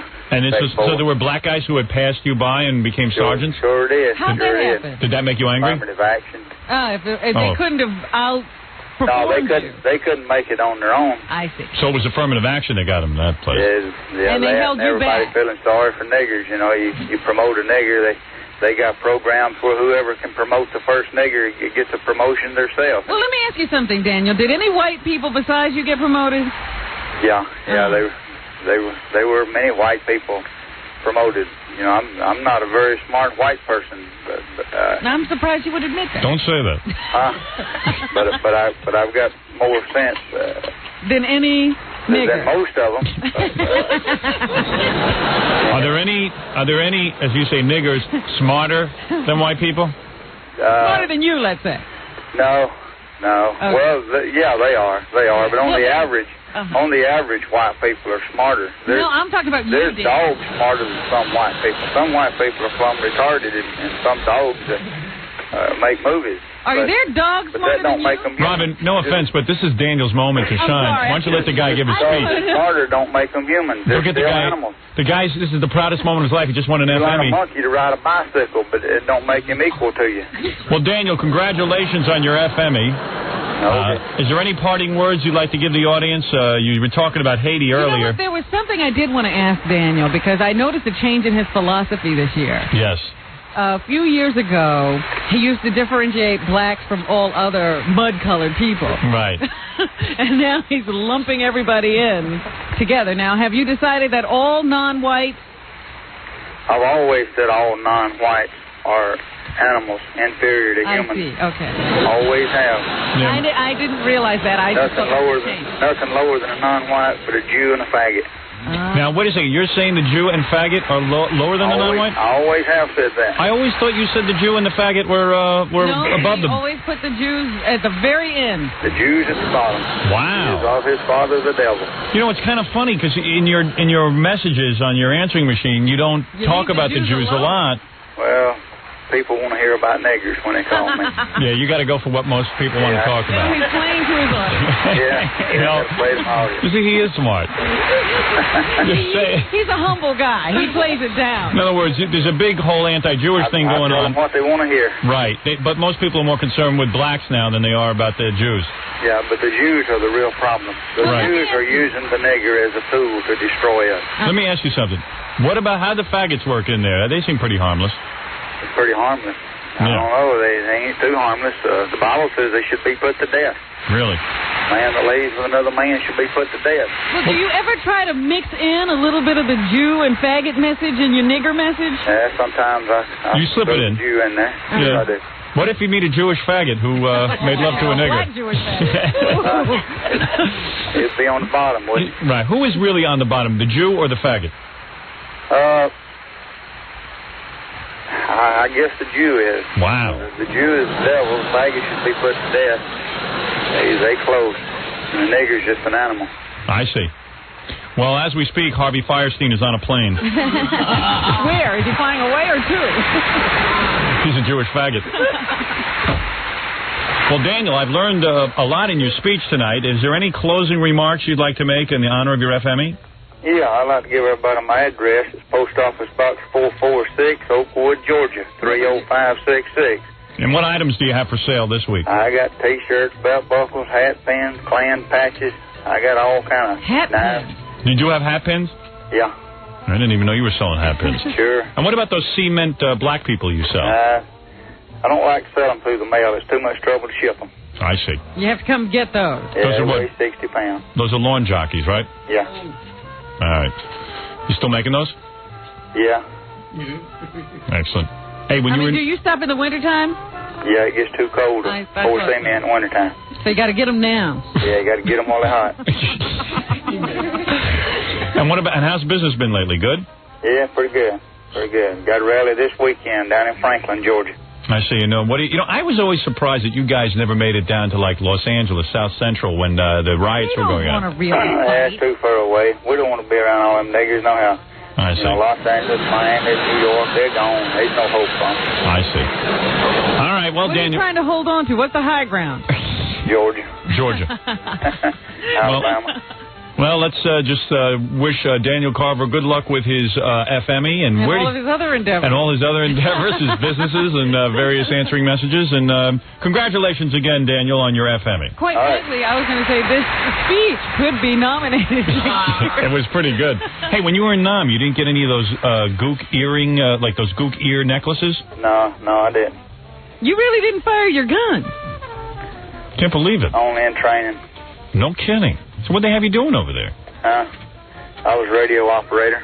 operated a switchboard. Oh. Oh, you stayed inside. Yeah. Will you ever sell cement goops? No, probably not. What is it? You know, Howard, every award show always has controversy around it. Yes. And not everybody's happy with Daniel getting this award. There's a very angry black man on the phone who doesn't think he deserves an award. He did give the most racist performance. Sir, you can't argue with the Academy. Why? Because Daniel got the most racist, or he gave the most racist statement of the year. You have to admit it. You know what? You know what he really deserves, right? What? He deserves to be hanged from a tree the way he say we should be put in his front yard by his testicles. That's how he should be hung. Daniel, you want to respond to this gentleman? No, I don't want to respond to no. Why don't you want to respond to me? I can tell by you talking, you a nigger. See, it ain't just the color of your skin. Let me ask you a question. I can tell in your voice that your lip. Do you know the meaning of a nigger, you dumb cracker? Because you're a nigger. Do you know the meaning of a nigger, cracker boy? Yeah, I know the meaning of a nigger. What is it? Kinky hair, animal-colored skin, animal smell. Where did that come from? Out of your stupid Klan book? No. That's where you get that from? You know, why don't you come up to New York? Listen. I'm quite sure Howard would fly you up, and I work around the corner from the studio. I will come to the studio, and me and you can sit down and have a nice conversation. Let's see who's the nigger and who's not. I can tell by the way you speak that you're an ignorant, dumb cracker. Put the Jew back on radio. I don't want to talk to no nigger. Yeah, listen. Hey, that's a half Jew, Daniel. Cracker. Hey, cracker friend. Shut up, nigger. Why don't you come to... Well, let me say... Listen, I will pay for your plane ticket up to New York just to put my foot in your ass. Well, you sell food stamps to do it? No. I don't sell food stamps. I sell Klan rally kick-ass tickets. Yeah. All right. Well, let me just say that the Academy is very upset with this. Yes. Here, how can you put this clown? A man has won an award, and you are parade. You know what award you should give him?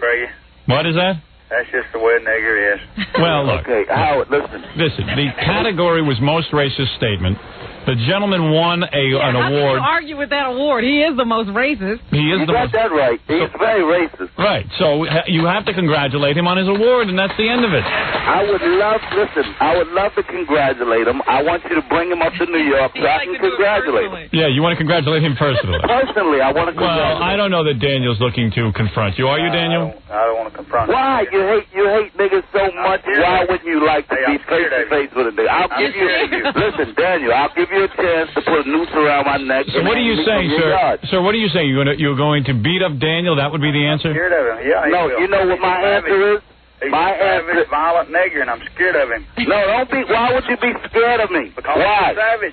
Because you're savage. I'm not a savage. I just want to give you the notion of the real black man. Come to New York. I'll pay for your plane ticket. You want to hurt me. I don't want to hurt you. You're a savage animal. I don't want to hurt you. I want to give you my love. That's what I want to do. I got like a 9.5-inch sneakerhead, and I want to give it all to you. Okay. Listen, Daniel, just take 1 second. Listen, well, listen, sir, white man. Sir, you are raining on Daniel's parade. I would like to rain on Daniel, Howard. No, I know what you'd like to do, Let me just say something to this guy. Daniel has already admitted that he's not that smart. Right. You're not telling him anything he doesn't know. Yeah, Daniel is a guy who is accepting an award. He is a guest on my show. We have to allow him to accept... Please, Daniel... Listen, I'm not taking his award away from him. Well, you can't take the award away from him. You'd have to make a statement. That's right. This is absurd. This is absurd. You come crashing into the FME Awards like this. You're crashing... Any other award show let people... Law and order and niggers, too.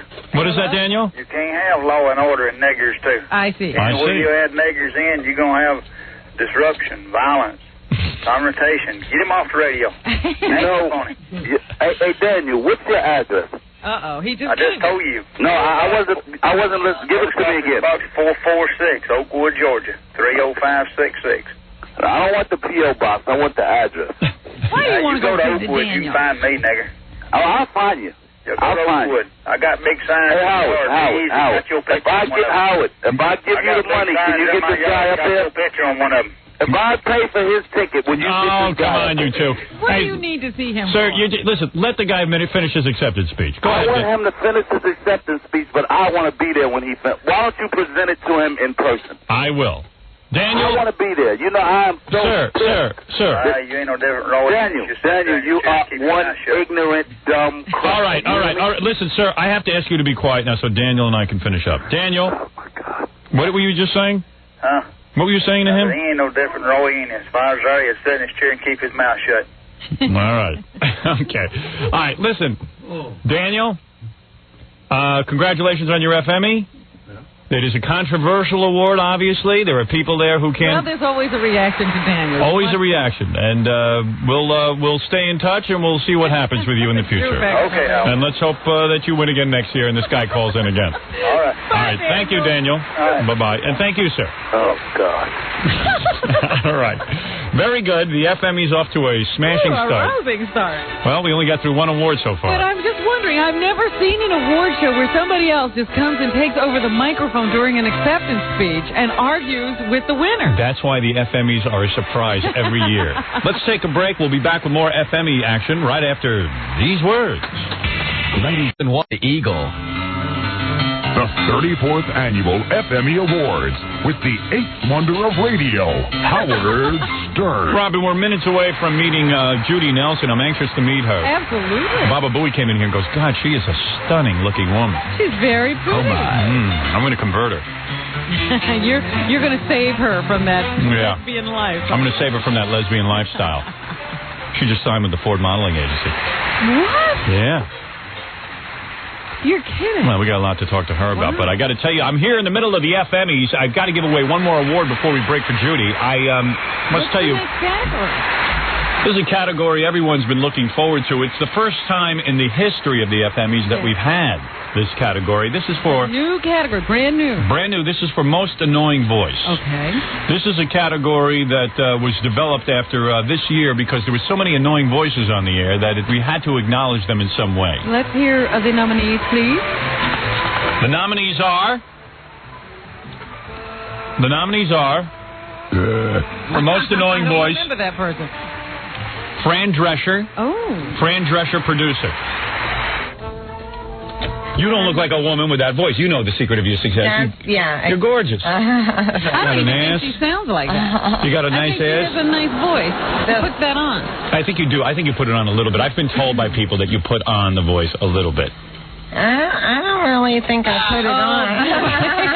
Oh, man. You know, really, I mean, it's so weird because I was down in Orlando doing something for Disney World. My parents went there because they retired down in Florida. They wanted to be different. And my mom says, because everybody always talks about the voice, and my mom says in the exact same voice, we never knew she had a funny voice. Oh, that's funny. That laughed the whole thing. You're an actress. Yeah. So you have to be able to... Oh, let me tell you something. If somebody today offered her $1 million to be in a movie, right, and they said, but you know, the problem is you got the right look, honey. Obviously, you got a body that doesn't quit. I say, dub me. No, you wouldn't. They'd say, but listen, we need you to talk like a temptress. Somebody with a British accent. I guarantee you. Fran, speaking a British... I'm hiring you now for a movie. I'm auditioning you, all right? It's the biggest movie of the year. You're going to star opposite Tom Cruise. Tom Cruise. I need you, though, to be British and very alluring. We can't have you do the New York accent. Very upper class. Go ahead. I can speak in a proper British accent. I can manage to do that quite well. But the thing is, nobody ever hires me to do that. Oh, there she is. Well, one of the most annoying voices, Fran Drescher, but also in this category, the competition is tough. Our second nominee is a lady we're all familiar with, Miss Howard Stern, 1994, from the New Year's Eve pageant. Miss Howard Stern, producer, co-producer with Corky, her husband. Okay. Well, you look beautiful. Thank you very much. Thank you very much. Oh, dear. Tell me, do your feet touch the ground when you're sitting like that? Tell me, do your feet touch the ground when you're sitting like that? She hates Billy. No, I don't hate Billy. Oh, I don't hate Billy. I don't hate Napoleon, not at all. I don't hate Napoleon, not at all. My breasts are big because I have my period. I don't know how you got your wife, Billy. I'll give thanks to the moon. Why don't you go back to your old job? The plane. The plane. the plane. He'll kill on Leno again. He'll kill on Leno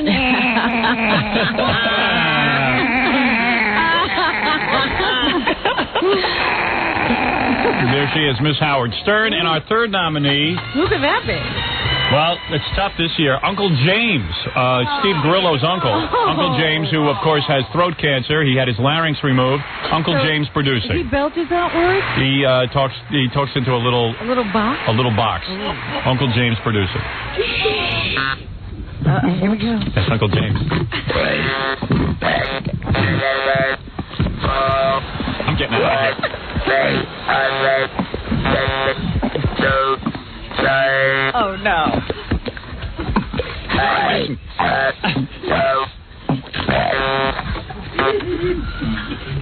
Robin, quick, let's go. Come on, Jack. Morse code is better English. Heard on this yet? You hear me? I can understand Morse code better than this. This is, of course, when I was...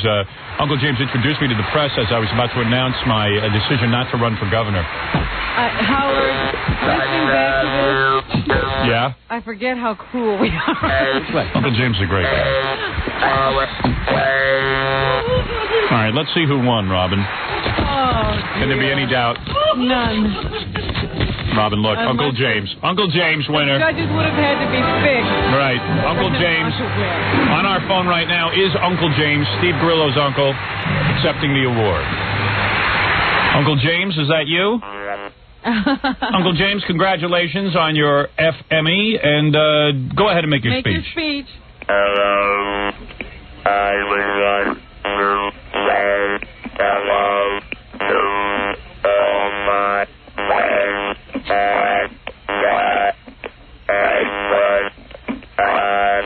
Hair-lipped people goof on Uncle James. Go on. Hello. Is he done? Yeah. Oh, okay. What do you say? He said hello to somebody. I don't know who. Hello, Jeff, I think. I know he said he wanted to say hello to his fans, but... Fans, but who? What did Uncle James say, Steve? He's your uncle. I think he said he wanted to say hello to everybody in the Ashford Arms. It's the bar he hangs out in Flatbush.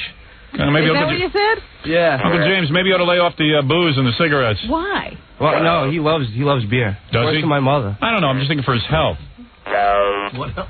What health? It's like formaldehyde at this point. He hangs out at a bar and talks to people? Oh, he's there at 11 o'clock in the morning. Really? It opens up. No kidding. And he talks to people? Yeah, they all know him. My friend goes there and he's like, everybody knows Uncle James when you walk in the bar. Really? Yeah. Well, Uncle James, you are a great man, and certainly you really do have the most annoying voice. What do you say? Say that again? I know. He knows. Did you expect to win? You want to hear something funny? We went to a family reunion, and his brother has the same thing. Really? But you can understand his brother perfectly. I said, Uncle Eddie, I said, how come you can understand you and not Uncle James? He goes, his is Spanish. I don't know. You mean his brother has no larynx either? No. They both smoke their larynxes away?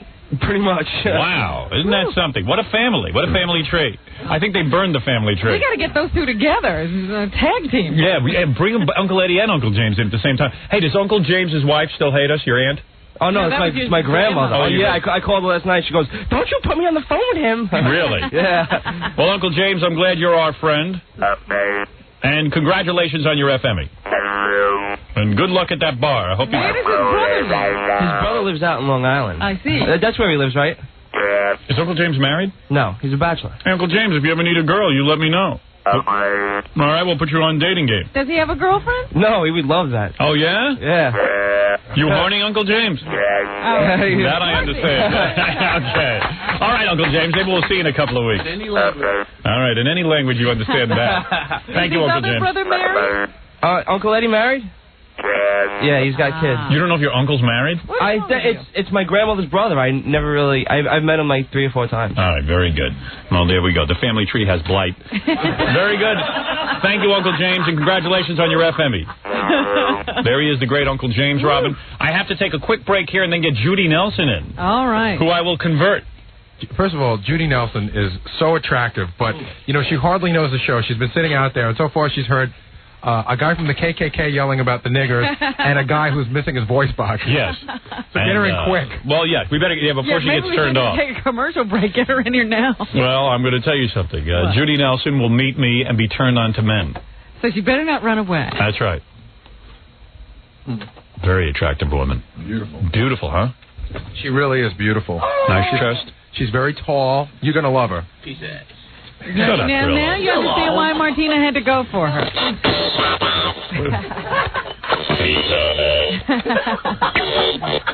Where is Uncle James? I could set him up with Judy Nelson. All right. When we come back, very beautiful temptress. Nelson will be Judy Nelson. Judy Nelson. She fell off the wagon. She's been messing around with girls, but when she meets me, she will. Well, we got to ask her what's better. Oh, I know what's better. All right, we'll be back right after this. A girl like me is perfect. We'll be back right after these words. Judy Nelson. What is this? Pot. Oh, excuse me. You want some pot? Talk to Jackie now. The 34th Annual FME Awards with future cinema sensation Howard Stern.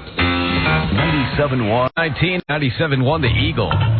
Let's return to the Howard Stern Show. All right, I'm excited to meet Judy Nelson. She has a fascinating story. She's a very beautiful woman. She's got a great. Is she here? She's not even promoting anything. You're kidding. No, she just wants to come in and say hi. Gary said she doesn't know who we are. Let me handle this. All right. I noticed you changed your glasses. Yeah, well, I've got to seduce her. It's not easy. You need dark glasses. She finds women attractive. I think this makes me look more feminine. I got to tape Donahue today after the show. Wait, let me just soak you in, Judy. Oh, my. Oh, my is right. Ooh. Oh, my. Ooh. Ooh la wee. Good morning. Ooh la wee, my darling. Wow. Grrr. Wow. That's all I can say. Do that to all the women? No, not all the women. You. Just me. You are my girlfriend. And you want me to believe that? I want you to run off with me. Right. Where are we going? What do you think of that? Wherever I take you. We're going to go on vacation together. Well, I usually like to know where I'm going. You are a sexy, beautiful woman. Now, as Robin just asked me, why are you here? I mean, you're not. What the heck possessed you? Yeah, what possessed you to come in on this show? No, I mean, nobody does this unless they have to. Judy, you're not promoting anything, right? You're promoting a book or nothing. No, I just wanted to stop in and say hi. You are charming. Yeah. You are charming. No, now, I was curious. Really? Yeah. You'd heard about the... She's always been a curious girl. This is her problem. You've been a little too curious. That's your problem. I heard about Robin. Yes. So, get close to that microphone. I don't want to miss a bit of you. Okay. Yeah. What'd you hear about me? No. Did Robin come on to you in the hall? Oh, my. Yes. Well, what happened? Now, all right. Let's tell your story, because you've got a great story. It's a very sexy story. You think it's sexy? Oh, I think you're very sexy. I think this is the sexiest of stories. I love this. I mean, this is beautiful. First of all, let me describe you. Let me describe you to my audience. Let me tell you something first. Go ahead, my darling. And that is that you really you're much much more handsome in person. Oh. I like. Where have you seen him before? Well, I've TV. seen pictures and Yes. TV things. Well, let me tell you, I've been getting in shape for my motion picture that is coming up. Good. Yes, and let me tell you something. You're taping Donahue this afternoon. I'm taping Donahue this afternoon. I might have to take you with me. You're a very, very attractive woman. Thank you. I am much more attractive than Martina. Admit it. Well, you are more. Martina has a different appeal. Well, you're going to have to explain that to me. She says that Martina was the love of her life. So. Oh, please, I'll make you forget girls in a minute. But I'm going to do that at the end of this interview. You just hold on. Really? I'm going to help you with your little problem there. Now listen to me. I don't have a problem. Sure you do. No, listen to me. No. Have you ever met the ex-wife of Lou Diamond Phillips? She ran off with a girl. Do you know about that? No. I didn't know that. She was married to Lou Diamond Phillips, and she ran off with Melissa Etheridge, the rock singer. Okay. Now, much like you, she says she didn't know she had these tendencies either. Yeah. Until she met Melissa Etheridge. First of all, nothing turns me on. I don't think that's such an unusual story. I think that there are a lot of women out there. Yeah, I wish it was my wife. Listen, let me back you up a little bit. First of all, let me describe to my radio audience, because the TV audience will see you, but let me describe to the radio audience. All right. You have beautiful mane of blonde hair. You are obviously tanned to perfection. Your eyes are blue. Green. Bluish green. You have no idea what color her eyes are. Who cares? I'm looking at her Take off chest. your glasses. Your face is a young Candace Bergen, would you say? Something along those lines? Some People have said that? Some say. Would you say that, Robin? That's close. I think she's prettier than Candace. So do I. Candace is like a wooden puppet head, like that stupid brother of hers, Charlie McCarthy. That's right. Wooden Right. runs in her Great. family. You know Candace? No, I don't. Oh, but then don't. I like what she does. Oh, no, you don't. I think she's a wonderful entertainer. Very wooden. She's very lucky to have a career. I think now, she's wonderful. you are wearing a very sexy jacket where your cleavage is almost exposed. It is a plunging neckline. Your breasts are perfection. What are you looking at? You can't see see all all that. that. Yes, I can. Are you I'll tell you exactly what cup size you are. You can't. I'll tell you what cup size you are if you don't think I can see. You are a C cup. Not see. You are a I C. am not. Yes, you are. No. I'll bet my reputation on it. Oh. Are you a Your D? reputation? Are you a D? Your reputation? Could you be a D? Goodness. Let's talk about something other than breasts. All right, good. Okay, let's move on. All right, Judy. Let's move on. Oh, I didn't realize you were so uptight. I thought you were a little experimental. Hi, no. Am I turning you on too much?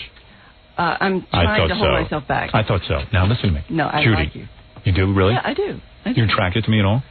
Or are you just not into guys at all? No, I like guys a lot. You do? Some of my very best friends are guys. But not as lovers. Not as lovers, no. Oh, I could convert you. Now, I mean, how do you just, like, turn off Hold on. like that? Hold on. For one sex when you... You know, I don't think it's a matter of turning off. I think it's just a matter of... Finding oneself. Well, not even that. I think that it's more something that has to do with the heart. I'm not even listening to what you say. I'm just watching your mouth. You cannot dictate. You know, and this is sort of my big thing is that because I was married for 17 years. You know, hold on. Let me back up on your story here. Let's back up on your All right, story. let's go back. Yeah, let's catch everybody up to the present. Let's come up. Obviously, coming out of high school, you were the cheerleader type, right? Yes. Okay. Probably prom queen, all that Oh, stuff. yeah. You are the knockout of the school. Piece of, may I say, piece of ass. Okay? I'm not sure that the high schoolers said that. All right. Now, I can see why you turned off to men. Okay. All right. Let's upgrade that. All right. And this is a great story because one day the lesbian light bulb goes off over your head. Ding. Oh, but let's move up to that point. All right. So you get married. You probably married one of the most popular guys from your high school. True? No, college. College. We were in college. Guy was a doctor or something? Yes. Yeah. Yeah. And what kind of doctor? Internist. Super catch. Your parents are thrilled. Everyone's like really happy. You had You're going off to live the fairy tale. Yeah, right. Married a doctor. Exactly. That is true. Yeah. You know, that's like, and you are, every woman envies you because not only are you beautiful, your husband's a doctor, you sit on all the boards and all that kind of stuff. And you have the nice home. Right, the nice home and You're well everything. thought of in the community. Right. Everywhere. Yeah. Oh, I just can't help but think but where your gorgeous face has been. Oh, stop it. We don't know that yet. I know. I know what those girls are doing in that bedroom. She does. I know what Martina likes. I know. Wait a second. Do you know Martina? No. Of course. I mean, don't ruin my parade. Of course I've met her. He's seen her on TV. I'm very big on the tennis circuit. Let me ask you something real quick. What other tennis players do you think are attractive? Steffi Graf? I think Steffi... Could you fall in love with her? No, I think that's of the heart. I told you that Really? before. You're going to... Yeah. Martina's kind of boring. I think that... well, Martina swept her off her feet. I don't know why you didn't say that. She did. Really? Martina is charming. Well, I'll knock that down, too. I'll disprove that. Maybe you should take some lessons. I have a 10 times better personality. Judy should be jumping over the console if it's based on the heart. I have a wonderful personality. Apparently, Martina turns on for some people. Yeah, evidently. I mean, to me, she talks in a boring monotone, and she doesn't have anything all that important to say except for tennis. Now, listen to me. Please. We don't like her anymore anyway. Well, come on. We're telling the story. You should have her here. She tried to stiff you out of money. No. We're telling the story. You're jumping ahead. Let's go to the story. All right, everyone calm down. Quiet. All right. So, you have it all. You're a beautiful woman in the community. You have a couple of kids. And you have kids. Yeah, I have two sons. And that had to be tough on them. Because I don't care who you are. Well, wait a minute. You didn't tell them what happened yet. Okay. Yeah.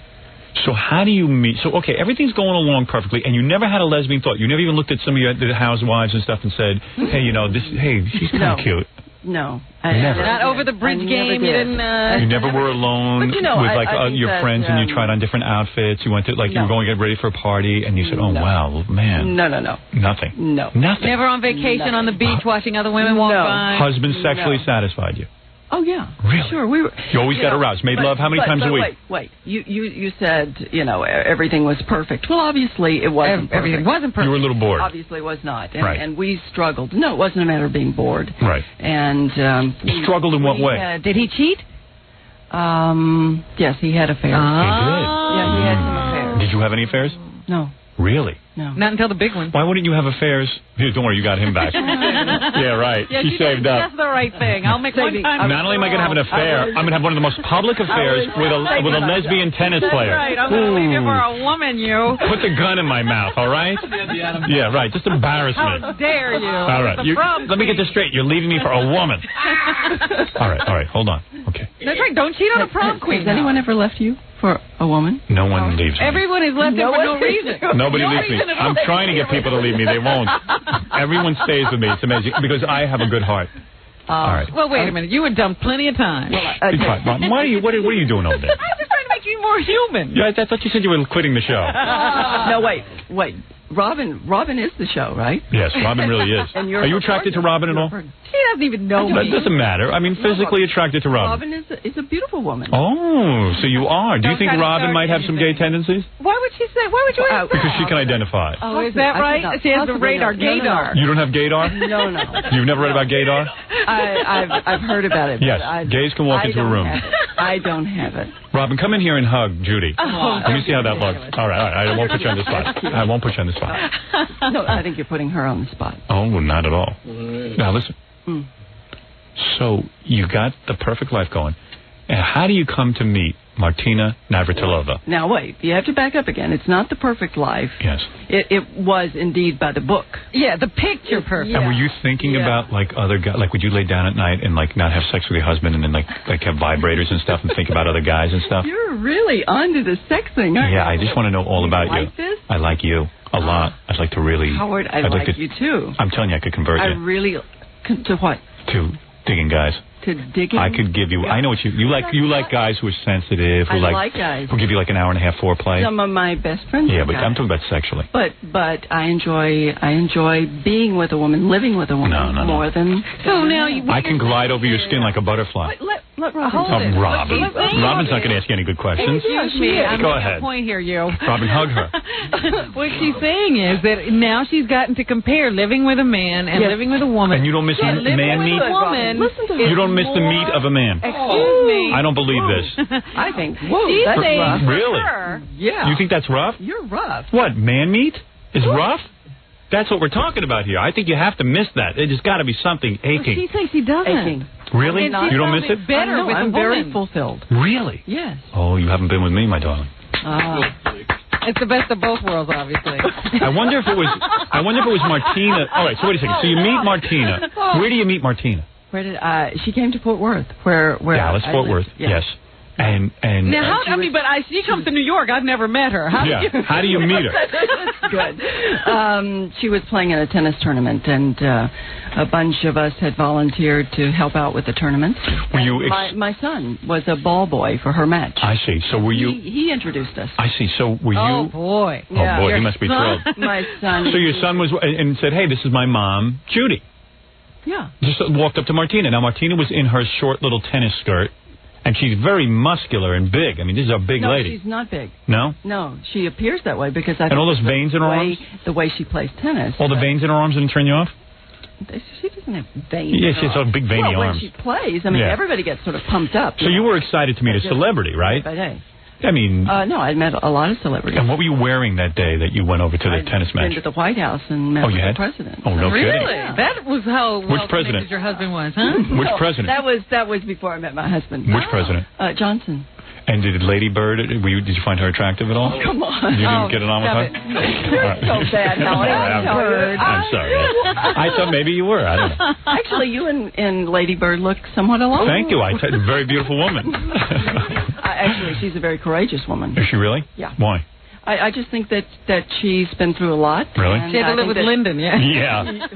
And I think I'll tell you, though, to compare me to Lady Bird in looks is terrible. I mean, blind people think Lady Bird was a dog. Oh, so wait a second. Okay, let's get this straight. I think you're a handsome guy. I'm telling you. Really? Yeah, but you're gay, so you don't know, really. No, stop that. You haven't asked her what she is. I have very good taste. Really? Yeah. You would have sex with me? No. No? No, I'm only going to make love with someone that I'm in love with. Believe me, if you saw the way I was hung, you'd see I'm almost a woman. I am almost a woman. There's not much there. I'm as close to a woman as a guy gets. I'm almost very feminine. All right, so wait a second. Do you like women, Howard? Oh, I do. Yeah. I like you. I like you a lot. He didn't like women until you walked in. Yeah, I used to like only guys. See, you converted me. All right, let me get this straight. Okay. Oh, you're some catch. You got a great smile. Did you have braces, or those are your teeth? No, just they're my teeth. Actually, my dentist is here in New York. Dr. Kaufman? No. Really? Michael Iott. I'm surprised you didn't use Dr. Kaufman. A great name. Why not? He's good. No, I want to say because I stay with Michael when I'm here in New York. Oh, you do? And he's one of my best friends. Does he get to see you naked? No. No. Okay. Then he's not that close. Oh, you know who else she must know? Who? That Renee Richards. Yes, I do know Renee. That's got to be funny. And no, it's not. Really? Renee is a wonderful person. Does he look anything like a woman? She. Oh, please. Okay, whatever. All right. Listen, let's not get into that. She's wonderful. Really? Yes. Have you ever seen her naked? No. Do you think it looks like a real... I just go around looking at naked people. Do you think it really looks like a vagina? Oh, or do you think... Come on. No, you don't think so? No, I've never seen her. Really? But now, Renee Richards was a man who changed cut off his penis so he could sleep with women? Just because No, I don't think it had anything to do with sleeping with anybody. But doesn't he sleep with women? She sleep with women? I really don't know. Raise your right hand and answer the question honestly. Do you promise to tell the whole truth? I have to swear you in now. This is actual testimony. All right, put your hand in. All I can say is really good things about Renee. Is that a marriage ring? No. Okay. No. All right. I'm single. All right. Now, wait a second. All right. Everyone slow down. Slow down. So let's get to the really good part. So when you meet Martina, what are you wearing? Are you wearing your tennis whites? No, I just had on a pair of slacks and a blouse. No underwear? But, that's... No, I had on underwear. Imagine this is your mom, too. I mean, wow. Hubba, hubba. That was 2 years before Martina and I got together. Okay, so you meet her. But nothing happened in that first meeting? We're just friends. So Martina was obviously attracted to you. I mean, who wouldn't be? And Martina's no prize to look at because she's a tennis player. She gets to be good. Oh, she is not a good-looking woman. I'm telling you. Excuse me. I'm not going to accept that. All right, you were sworn in on the road. There's something very, I think, charismatic about Martina. Okay. But let's pretend for a moment that Martina's a guy. Is she a cute guy? She'd be a better-looking guy. Okay. No. On the first meeting. Martina is good, just like she is. And she definitely takes on the man role, right? I mean, she's the aggressive. No. You took on the man role? No, there's no man role. We're both two women. Nobody straps anything on and takes over the man role? No. Are you serious? I see Martina strapping on like 37 different things. I do. A tennis racket. She straps on a tennis racket. She's got a lot of tennis rackets. Oh, yes. Oh, yes. She never tried anything with a tennis racket. In other words. She can put a lot of topspin on the ball. All right, let's get this back, Judy. Judy, this is fantastic. This is the sexiest story. I'm already aroused. Are you? Yes. Okay, now. So now that first meeting, nothing happens, no chemistry, no electricity, no nothing. You didn't even think about her after that. You didn't even think about her. We just, it would be just like you would meet somebody and you say, I like this person. I want to sort of... So how did the friendship progress? Did she start calling you? No. Like an obsessed fan? So obviously she'd been... sent each other Christmas cards. Oh, you did? Yeah. And what'd your husband think about it? I know, but hey, isn't that nice? My wife's a great little networker. He probably was all proud of you. You're meeting different celebrities. I loved to play tennis. So how does the romance begin? That was kind of special. So was Martina thinking about you? Now, wait a minute, because I understand that Martina was coming to the house. Oh, okay, that's 2 years later. All right, so she shows up at your door? No, she calls me from San Francisco. So could you tell she kind of dug you? To Dallas. No, we're still just friends. Yeah, but she wouldn't pursue a friendship with you unless she was interested in you sexually. She's not true. Oh, come on. True. Why would she be calling and writing you? How many people did she call in Dallas to tell them? She never calls me. I'm famous. All right, I'm going to say something here. Right. Because this is my deal also. Go ahead. And that is that... when you talk about the gay community or the lesbian community, thank you. You immediately, and you meaning the heterosexual community. No, you can mean you mean me. Go ahead, yes. Yeah, go ahead. I'm an idiot. Go ahead, yes. You can say it. I don't mind. I'm not embarrassed. They automatically talk about us in terms of sexuality. Of course. That's so sexy. But we're really there's a whole just like thing. anybody else. I mean, you're not going to go down the street. Yeah, I understand. No one just jumps right into bed. I understand. Women like foreplay. I hear what you're saying. So. All right. So there's a build-up. There's a build-up to this. So women love romance. All right. So you say nothing is going on. You're just friends. We're friends. And does she send you Christmas gifts? No. Like nude pictures of herself? Or nothing. No. But you're saying, boy, this woman is really lavishing attention on me. You're quite flattered because she's a I celebrity. mean, she wasn't lavishing attention. All right, so she calls up and says, I need a place to stay in Dallas? No. How does she come to your was house? coming to Dallas to play a tournament.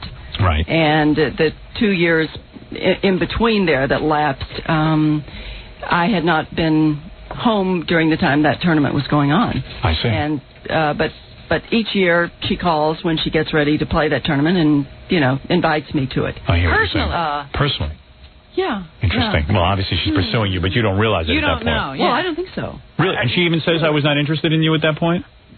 As far as I think, as far as she was concerned, I was married and I had 2 kids. And, well, she sensed something. I think that, I think she just maybe Martina has gaydar and you. Yeah. All right. So what happens then? How do you two become lovers? What happens? I mean, what is she? You were at the tennis match. We fell in love just like anybody else. No, how did it happen though? I mean, like this is more than just a love story. She came to town. She played. Well, she was going to play the tournament. Go ahead. But she injured her ankle. No, her breast. No, a tendon. A beautiful tennis elbow. Yeah. Tennis. Okay, tennis something. Yeah, go ahead. Tore something. She tore something. And so she actually had to withdraw from the tournament, which allowed us, to have some time to really get to know each other. So she calls you up and says, "Hey, I've injured myself. You want to come to dinner?" I was there when she injured herself. I went to see her practice. Was she crying and stuff when she hurt herself? She didn't cry. And so she injures herself, and you're like, "Oh, Martina, I feel so bad." And are you icing her? Are you icing her nude? No. No. All right, go ahead. All right, I'm just trying to figure this all out. Okay. I understand. Okay. So I'm one of those idiot she heterosexuals. This is romantic. We go over to her coach's house. Go ahead. She yes. Ices her. Yes, she has to ice her leg, and then she's nude except for a towel. No, of course she's not. She's dressed, and she's dressed, and she starts icing her sexy leg. Her muscular leg. We decided we would go to lunch. Okay. And I think it's really over that lunch. But you started to fall in love. Yeah. She started saying what? What did she say? She didn't say. We didn't talk about falling in love. I think it was just. But she said, "Oh, I want to be with her. I just want to be with this woman, to be around her." No. I think there's something about her.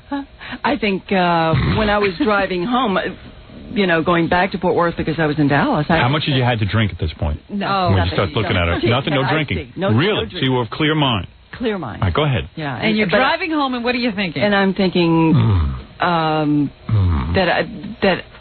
I was feeling more for her than I had felt for anybody in my life. Bingo. Yeah. Wow. And it scared me. So wait a second. I didn't know what was going on. Bingo. Yeah. And brand new feelings, right? Yes. Oh, yes. Brand new. No, it was similar to when you met your husband. What I would feel, if I were falling in love with a guy. Oh. But you never felt this for your husband, is what you're saying? Not no, this of course much. I felt this with my husband. Not this much, not this intense. But this was really special. I think she hadn't come on to you over dinner. No. You never took your hand. Nothing. No, nothing like that. But you felt yourself getting aroused. Not aroused. But excited by her presence. Just really warm. Right, so do you tell her your feelings? And I think not then. When do you tell her? I mean, how does it happen? Well, how do you end up in the sack? Wind up and first, wait a minute, because you're a suburban housewife. Yes. Oh, enough of all that. Jackie, kiss me. Come over here. You gotta think of this, Howard. Yeah. It's kind of hard to all of a sudden tell everyone you want to be with a woman. Yeah, but it's Martina, so it's cool. Go ahead. A celebrity. It's not like some Bowery lady. All right, now wait. Let's do this. Martina didn't do anything to spark this? Let's do this. Let's do what? She did not. I promise you. Come over here and hug me. I think for the first time in my life, I felt really equal. Right. I think that wasn't some a-hole guy sitting there giving you lines, lecturing you, telling you how. In the South, it's very different, and it still is very different. Men have a superior attitude and air. They treat you like a little girl. Martina treated you as an equal. I understand all that. Forget that. Let's get to the sex. Good. Now, wait. That's boring. Wait, yeah. I want to do something. Oh. Okay. If you want to kiss me, you just come over and do it. You don't have to ask permission. Feel free. Huh? Feel free, my darling. Let's do this. Let's get through the Martina thing. Yeah. Because I love her. I respect her. Yes. And that's obviously part of. Go ahead. I hear a new agenda. Go ahead. That's yes. Part of who I am. We have to talk about your Ford modeling agency. Well, we don't even need to do that. Really? But the thing is that I would like to, I would just like to be me and not identified with. Oh, you want to get away from the Martina image and be you. Yeah, just Oh, I can make that happen. Just Judy. Okay, Judy, plain- I guarantee just you, plain Judy. once we get done with Martina, What? You'll never have to talk about the story again. you're never going to have to talk about it again. You're going to be all talked out. You're right. And then you are going to be part of, as Judy now, not as part of Martina. You won't even be Judy Nelson. You'll be Judy. You're going to be just Judy, like Cher is Cher. You will be known as Judy after that. I love it. And I will, love that. and I will treat you to something you haven't had in a while. I'm not going to tell you what it is yet. A hamburger. No. I'm going to treat you to something. You're going to be part of an experiment. Okay. All right? All right. As Judy, not Good. to do with Martina, Just nothing Judy. else. That's right. Just plain Judy. Okay. Men must come on to you all the time. You're very attractive, obviously. You know that. Thank you. Do you ever look at yourself in the mirror naked and you say, oh, No. my God, No, I believe-" don't. You don't? I don't. I have a lot of flaws. Really? Can you wear a That's thong? okay. That's okay. Do you wear thongs when you go to the beach? You know that. Well, I can wear a two-piece. You can. Yes. There's no flaw. I prefer a one-piece. What a waste. You need a man. No, come on. Oh, wait. Come on. I'm really... I'm single, you're single, there's no reason we shouldn't have each other. When did you get single? Oh, shut up, Mom. I am single. My wife Are you is single? my wife is technically dead. She's in a coma. Oh, did you do that to her? No, what happened? You want to know the truth? My wife turned lesbian. Yeah, smart lady. She did.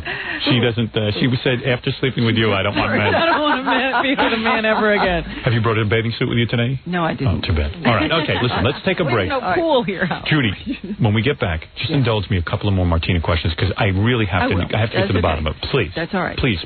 And then you will just be Judy. Okay, and we can talk about other things. It's like there's something to talk about. Yeah, I think There will be? I think so. Okay, Sure. good. All right. Yeah. And you'll be part of an experiment. All right. I can't wait to see what this experiment is. It's a sexual experiment. I'm you will thrilled see. to death. You will see what it is. I think you'll like I can it. tell. I'm I just think it's sitting good. here. You're open to this kind of thing. I can see it in your eyes. I am. I'm going to take a short break. Yes. Judy Nelson is here. And quite frankly, she has nothing to do with Martina Navratilova. I'm not hardly going to bring it up. She's Judy. She's Judy. Think of her as Judy, if my audience will. She's here as Judy. There is more to Judy than just Martina. All right, and from now on. And I will prove that when we get back. Okay. We'll call her Judy. Judy, just Judy.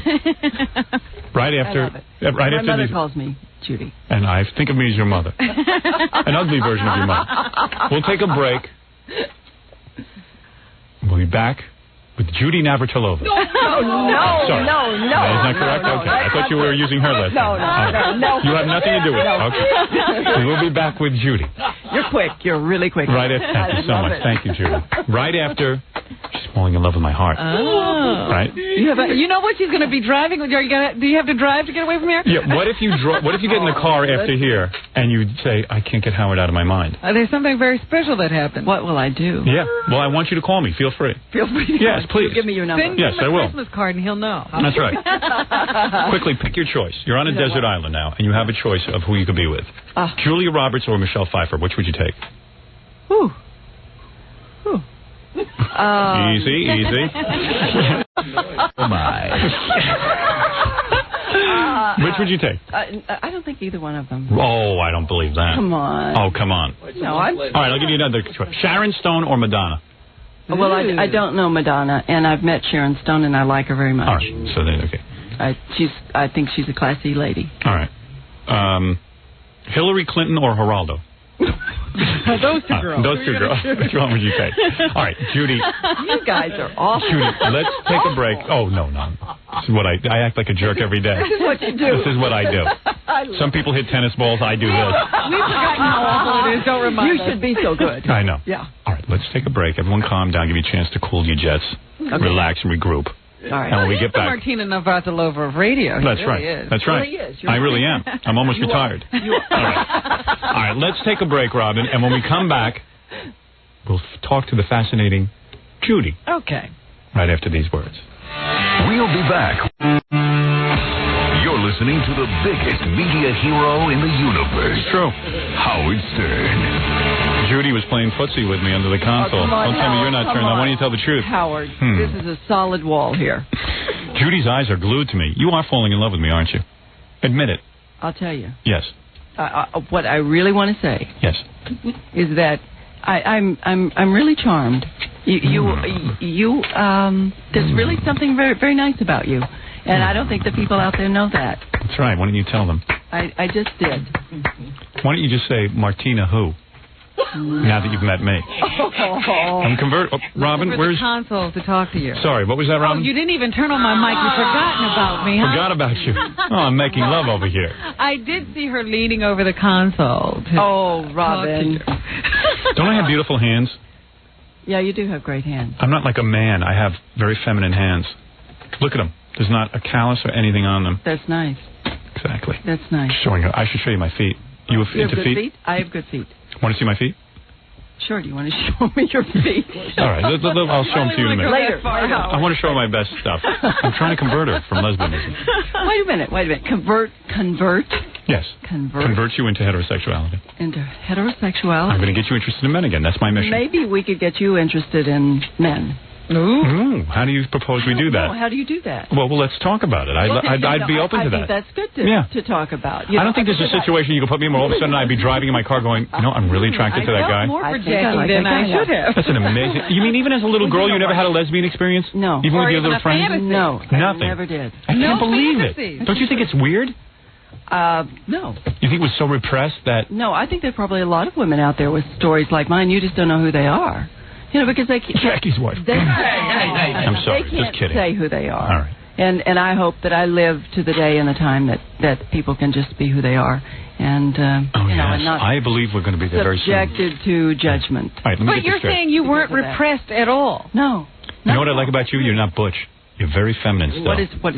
All right, I know you're going to get uptight about this, but you are a lipstick lesbian. What is butch? You are so feminine. You are a lady. You have to define these terms. You don't come on like with the short hair, and you're not uptight about wearing a dress. A lot of people have short hair. And you don't dress like a guy. You're not trying to look like Frank, the folk singer. You know what I mean? You're trying to... Wait. You know what I'm saying? You're not trying to look like Katie Lang, look sexually ambiguous. Now, this I love to talk about. This is good. Oh, really? Because, everybody says, well, you don't look like something. Exactly. But wait, what does anybody look like? I mean, I can find... Well, there are some people... No, wait, Robin. I can find heterosexuals that have short hair. All right. You're getting uptight. Yeah, come here and let me calm you down. I'm not uptight. Let's talk about it. No, I don't want to talk about it. Obviously, they're...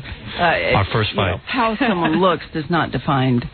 who they are. No, we're not saying in all cases. Not in all cases. I like the way you look, okay? I like the way you carry yourself. Thank you. I like you. You're not your typical lesbian. Thank you. What is take offense if you will. I think there are more women lesbians out there like me than there are not. Probably. Have you ever seen the parade that goes through? Yeah, obviously she's missed that parade. She's living down south. Robin, but there again, we're talking about the most flamboyant. The women that can't come out because they might lose their job. Jump to the point. Lose their children. Judy, this is a real please thing. jump to the part where you and Martina. So let's talk about this political thing. Jump to where you and Martina. I love to talk about political things. Jump to where you and Martina. Just give me a few more Martina All right, moments. I'll give you a couple of Martinas. Jump to the first night the two of you end up in the sack now. Well, because when I was in the break, I'm thinking about this, and I said, well, just because you felt really warm towards a woman, how do you end up in the sack? You want to make love to her. Yeah. Well, I think that falling in love. Good question, Robin. Falling in love, Robin, with a woman. So what happens? How does it physically happen? It's exactly the same as falling. So that night you go home after the car ride and you're thinking about. If you have, if you feel like. No. She's not answering the good question. No, come on, Judy. So if you feel like you're in love with someone, you want to touch her. You want to spend your life with someone. Okay. But then be more specific. The sexual part of it is something that's an outgrowth. But like with a guy, like you just find yourself wanting to touch them, and you start to have certain. You wanted to hold Martina's hand. When you were driving home, you said, "I want to hold her hand." No. I want to kiss her. No, I just felt different. When you were laying in bed that night next to your husband, you said, "I wish Martina was in bed with me." No, he tried to touch you and went, ugh. No. What happened? I mean, so when did you start saying, "I want to have sex with Martina"? I'll tell you what I did. Okay, go ahead. Okay. You called Martina. No, I didn't call Martina. Called your psychiatrist. Yes, I did. Go ahead. Really? I have a good friend. Right. That I had grown up with. Yeah, okay. Another woman. Yeah, a woman. Yes. Attractive. And I called her up. Go ahead. And I said, hello, baby. I think I need to talk to you. So this was an overwhelming feeling. Yes. And it was frightening. I didn't know what to Yeah, because you have literally gone from exchanging Christmas cards to exchanging body fluids. Honestly, not yet. Wait. Not yet. Honestly, I did not know any other lesbians. Go ahead. I'm sure they were out there. You know, but you didn't know. I write an article. I write a column for LN, which is the lesbian news. Well, she's full blown out lesbian. Wait, I want to tell you this. LN, lesbian news. LN. I read that. And I write a column for them, and one of the columns that I wrote is that there are no lesbians in Texas. Right. And because I really didn't know any. See, if you had known, you probably would have been lesbian a lot earlier. I went back to my class reunion to see if you could find some. All right, so wait a second. Let me skip over some junk here. Wait a second. But Judy, damn it, I want to get to the sex. I don't want to get into all this stuff. This is a funny story. Yeah. They called me. They actually called me. It is. Yeah. Good story. Right. They called me up and asked me if I would come back to my class reunion because I'd never been back to any of them. And this was my 30th class reunion. I want to talk about lesbian sex. I don't want to talk about this. No, wait a second. Judy. Yes. Please, I'm burning with desire now. Okay. Don't keep me from the story. Just answer in simple answers. It's because I won't talk about it that you're so crazy. No. Right? Simple answers. Okay, simple answers. Okay. What? So, you go talk to the shrink. The shrink, you get done with all that. Shrink says you're a lesbian. Shrink says you're a lesbian. No, shrink did not. All right. Okay, the shrink didn't say you were a lesbian. So you go to Martina at some point and you say, I love you. At some point, but this was at a later time. All right, but what do you do to get things going? What do you... so when do you get the physical love? When you say to Martina, I love you, when I'm feeling What would you do with a woman? What are you going to do? I would go up and say, I'm really feeling very attracted to you. Yes. And I think you... And then I pull her panties off. Oh, stop it. Then you'd be arrested. Oh, come on. I've never been arrested in my life. Yeah. No, but I mean, what was the move? No, it's just exactly what you would do. So if you describe... how you would meet a woman. So tell me what you did. Tell us what you did. What did you do, Judy? What did I do? Yes, how did you tell Martina? It was an evolving sort of... Wait a minute. I got to break this down. No, wait, what happened? The next time you saw Martina, did you get a little more physical with her? No. So to brush up against her, your chest hit her chest by accident? Somehow you let her know that it was all right to do something? No. I'd like to date you. No, it's still just a growing process where you're getting to know each other. And I don't believe that. I knew you would be disappointed. When do you end up in the sack? How many months does it take? Huh? How many nights does it take before you end up in the sack? It's been so long. 3 days? I don't remember. No, it was a long... It was, there was a courtship. So then you have to come home and tell your husband I'm with Martina? There. Yes, I and did. the kids must have freaked. Did you tell him right away that you're having feelings for Martina? As soon as I was absolutely sure that I wanted to live and spend my life with her. Oh, so you'd already had... When was your first kiss? So then your first kiss. My first kiss. Good night kiss. It wasn't at night. All right, day? It was in the day. Yeah. Yeah. Go ahead. What were you wearing? Just... Pants? I don't know. Pair of jeans, I think. Were you in public? With a bicky top? No. Not in public. Where your belly was showing on the shirt? No. Yeah, okay, so where were you, in public that you kissed? Or you went to a hotel? No. We were at a friend's house. Oh, that's so sexy. Do you think that's... You were at a friend's house? Was Martina nude? No, come on. Oh, what do you mean, come on? Well, wait. What? This was the first kiss. You weren't nude on the first kiss. Okay, Martina and I kissed. All right. Now, and after we do this question, then we're going to move. Okay. This is the last question. Go ahead. Because you promised. I did? Yes, you did. Don't ever believe me. Ever given away that. I know. No, I'll tell you what. I didn't know what it was going to feel like to kiss a woman. Yeah. And I remember distinctly saying to her after we kissed that it felt exactly the same as kissing a man. What a disappointment. I mean, it was... I think that what Martina had a hairy lip. I think what we're saying here is that she kissed more gentle? A kiss is a kiss. But her touch was more gentle. A kiss is a kiss. But her touch... Is that a song? Her touch was more gentle, wasn't it? Just a kiss. Yeah, somebody knows that song. It's tough to get a story out of. You know what? She's going to make heterosexuality and homosexuality the same if it kills her. Yeah, I know. Am. No, I think... And then when you made love, you really dug it? It's just about two people loving each other. And you dug now it? Now that wasn't the same. What? Making love. Making love. But then meanwhile, Martina dumped you or you dumped her? Oh, Howard. What? Who dumped who? Dumped anybody. She dumped you. Oh, you were pretty hurt. You were all broken up. Devastated. I was devastated. I don't know why she dumped you. I tell you. I was devastated. You're hot. I really was. I really, really, loved Martina, and I think that she loved me. We were together 8 years, and would you have like a little apartment together and stuff? They had a whole life. They traveled together. Really? We had, we raised my sons. And, Really? Yeah. They didn't live with you. Yeah. They did. Yeah. You and Martina? I think down south, your husband would be able to get custody of the kids. We had joint custody. Oh, you did? And we lived about 5 minutes apart. Were the kids embarrassed and stuff? No, they could come and go freely between both of our houses. And now, Martina didn't discipline them, or? No, Martina, I was their mother. And I think that one of the major questions early on, and I'm going to say this because I know there are a lot of people that listen to your show, and I think it's beneficial to know that, one of the things that the boys had to deal with was, well, what was Martina? She wasn't their mother, and she wasn't their father. The whole world is still asking that question. And what is Martina? And she wasn't their father. So who'd she dump you for? Like, what'd she come home one day and say, I found a new girl? A basketball player. A basketball player? A big, ugly basketball player for you?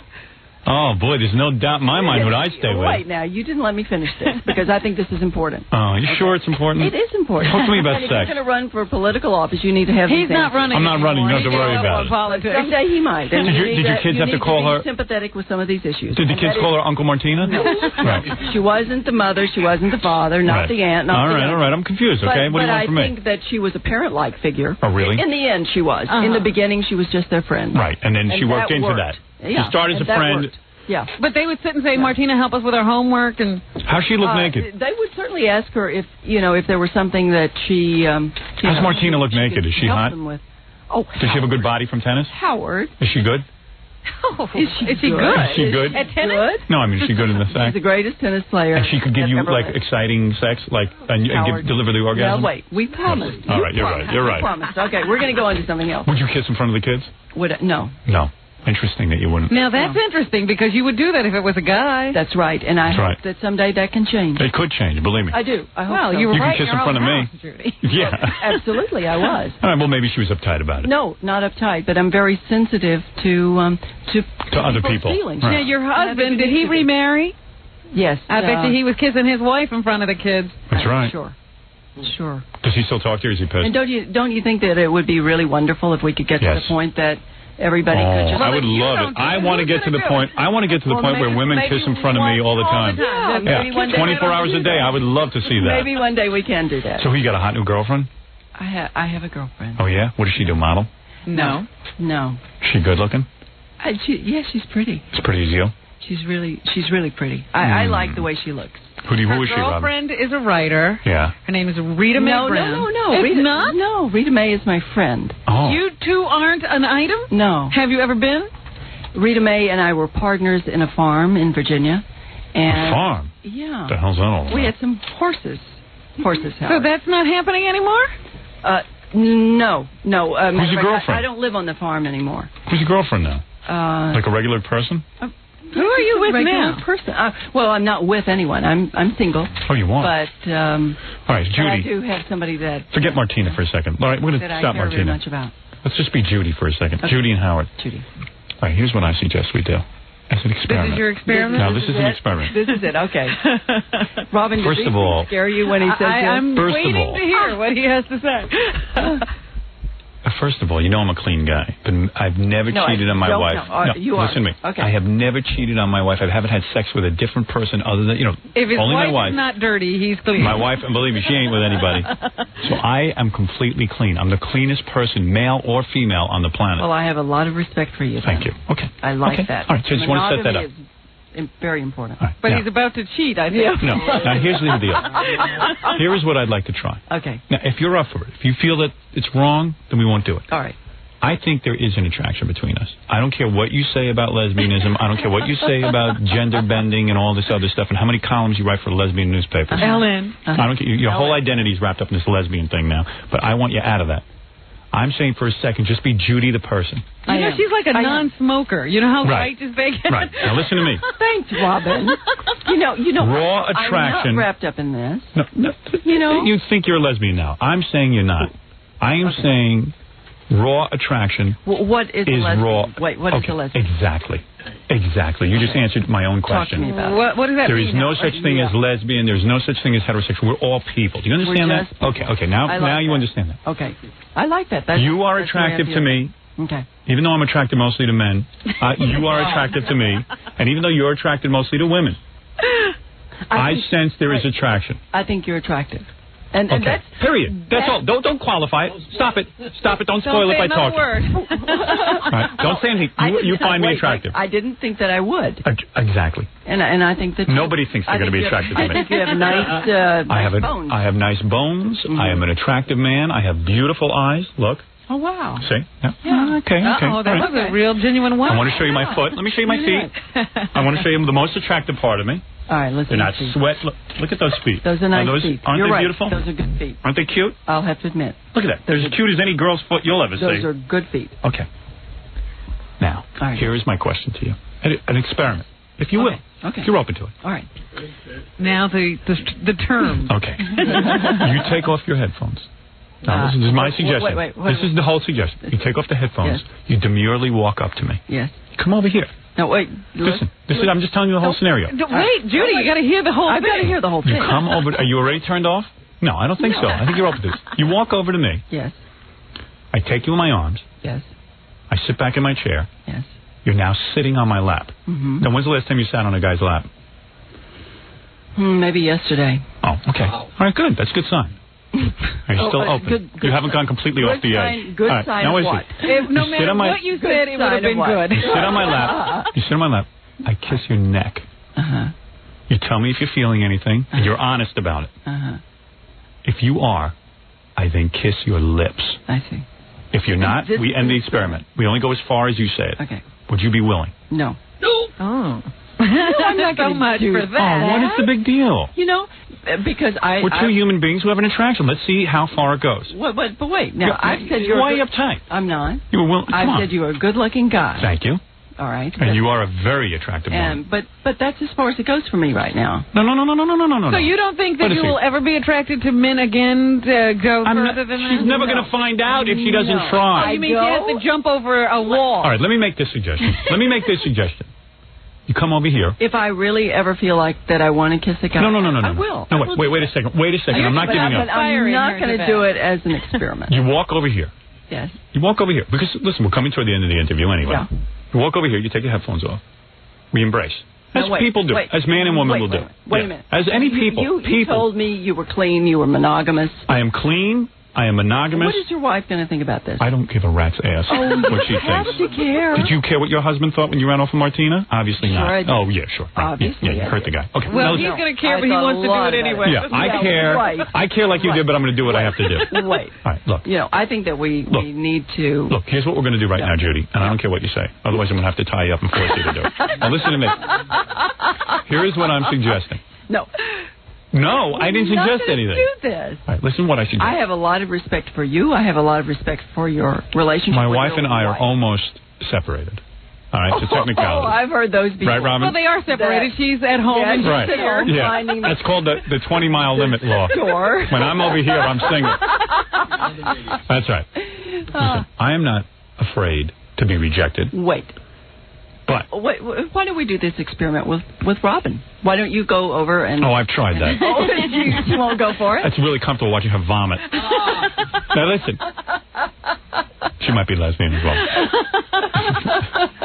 Listen to me. Here's my last suggestion. But this is something we would do anyway after an interview. Oh, you kiss all the girls that come Of course, you always kiss someone goodbye after you feel closeness to them. Well, here's what I suggest we do. And he feels close. You get up. Uh-huh. You walk toward me. Yes. I embrace you and say goodbye. I'm not going to do this, Howard. I have a lot of respect for you. You're wrong. You're wrong not to try. You're wrong. No. You are wrong. I don't respect what you're saying now. What Now I think you're closing yourself off Wait. What is wrong and to what experimentation. is right? No. What is wrong and what is right? This is right, and you are wrong. And I am telling you. You don't even know. You would make a great politician. No, I wouldn't. No, because I turned you off, obviously. No, you don't want. All right, okay, Judy. I appreciate forget it. And I think you're angry. I'm angry and hurt. I am hurt. I'm as hurt as your husband was. You know what? Oh. You know what? Listen, I bet Jackie $20 I could get you on my lap and give you a kiss. That's right. He's going to have to pay. I'm going to lose $20 because of you. What do I win if I didn't? I'll give you 10. Do I win the $20? Yes. Hey, yeah. I'll give you $20. I'd rather give it to you than Jackie. All right, here's the deal. Here's the bottom line. I'll give you $20 right now if you sit on my lap and just accept a kiss from it. No, but I'll tell you what. I got to give Jackie $20. I forgot about the bet. No wonder. She's not out the door yet, you fat jerk. Wait. Thanks a lot.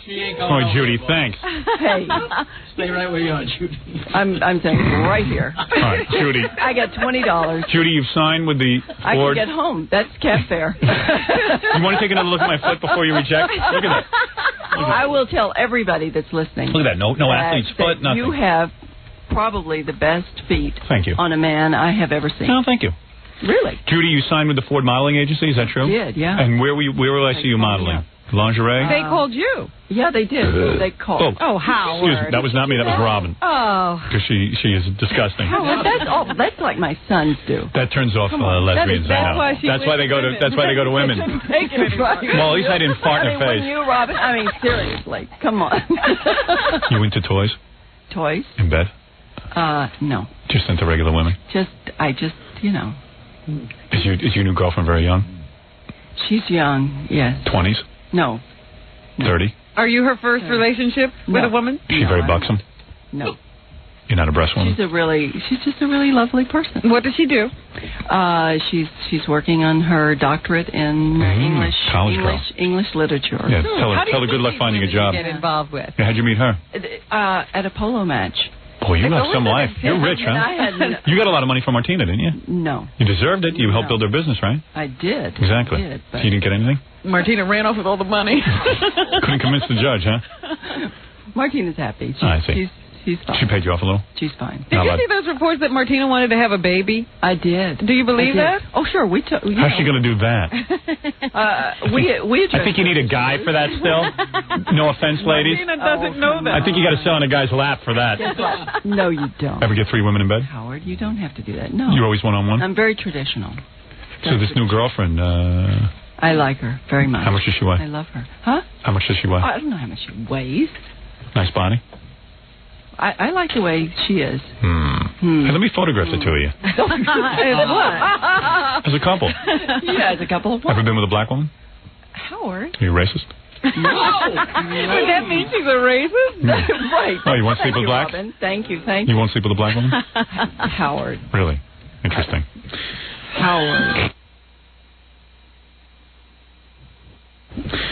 Southern mentality, But there's a lot to overcome there. Yeah, right. No. Which is harder, a black woman or a guy? I think it just is who you fall in love with. I see. All right. Now, let me ask you something. You know you're not going to get me off of that. Judy Nelson, congratulations on your modeling career. Thank you. So have you already been out on assignment? Actually, I missed one this morning by doing this show. Oh, really? They Big called mistake. me, yeah. Yeah. They called me yesterday and wanted me to do it from 9 to 10, and I said I couldn't do it. Thank you. I respect that. I respect that, Judy. And, Judy, anytime you want to come on, you are welcome to come in here, but you got to give me some details about this time in the sack with Martina. All right, I'll give you more details. She did everything to you the first night? Oh, Howard. Really? Howard. I'd love to have been there. I know it. Well, you moaning? certainly you were a novice. You didn't know what to do. I know Are you it. noisy in bed?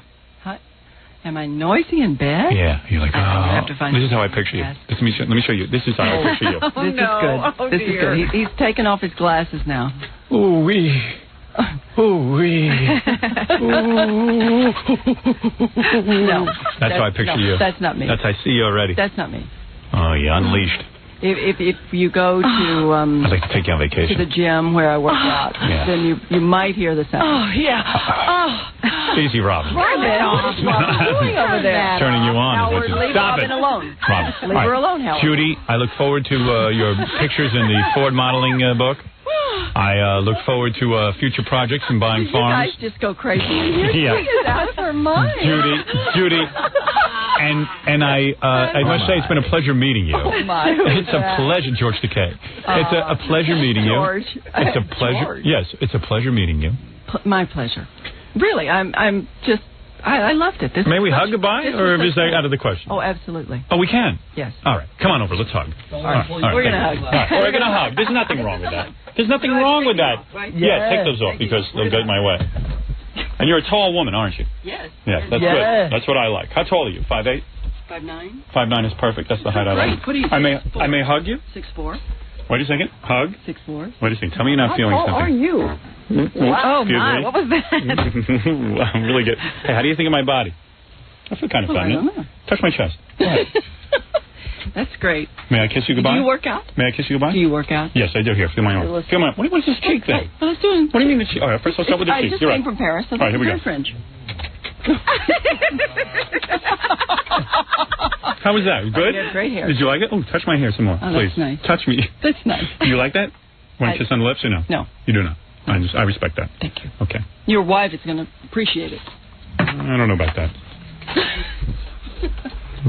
Damn it. If I got the lips, I would owe him 20. Bob it up. But I have a nice body, right? I have a nice body? Yes. One organ too many? Oh, Yes, I work out. Yes. Judy, I like you very much.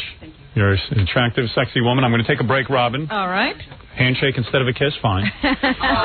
We're going to take a break. We'll be back. Let's thank Judy Nelson for stopping by, who, you know what, I forgot about Martina Navratilova. On her own, Judy. I found her very fascinating.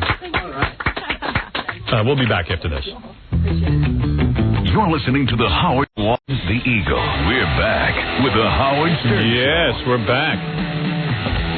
Robin, we're going to have to continue the FMEs tomorrow. Oh. We still have over 14 categories to get to. Unfortunately, the FMEs always runs a lot longer than a day. Yeah, well, we'll start right at 6 o'clock tomorrow morning and go right through. But Judy Nelson came by and was... We had to interrupt the FMEs for that. I wish she would have told us more about... Just couldn't get her to... Crack. Fess up about Those legs. stuff. When the legs opened up. When Martina took her flower. Ah. I owe you $20, Jackie. Yeah, I know. Let me give it Wouldn't to you. you have rather given it to her? Yeah. Let it ride. Let it ride on the next one. No. Bet's a bet. I'd expect my money. Here's a stupid 20. I told you to bet more, Jackie. You would never. Oh. Yeah, I don't mind giving him 20.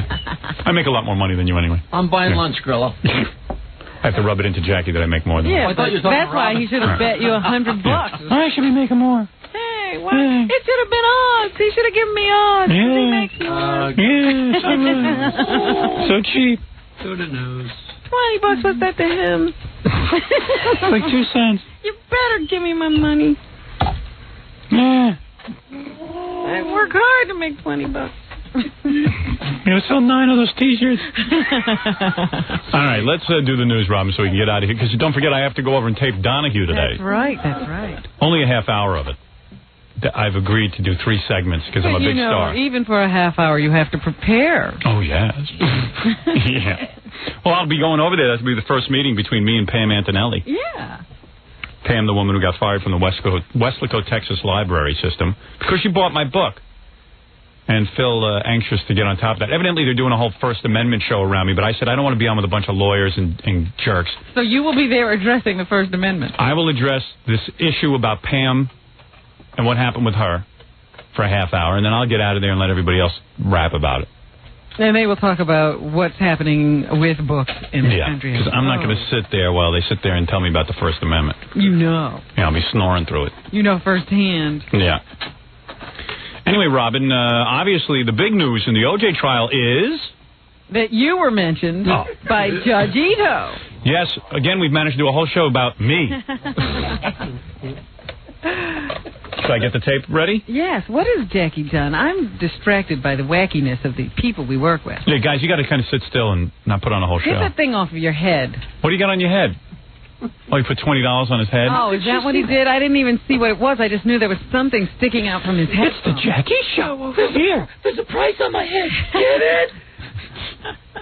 Jackie took $20 and stuck it in his head. That way he gets on camera for the E! Show. That's what I did. Now I'm on. Now it's the Jackie Show. Cameras look at me.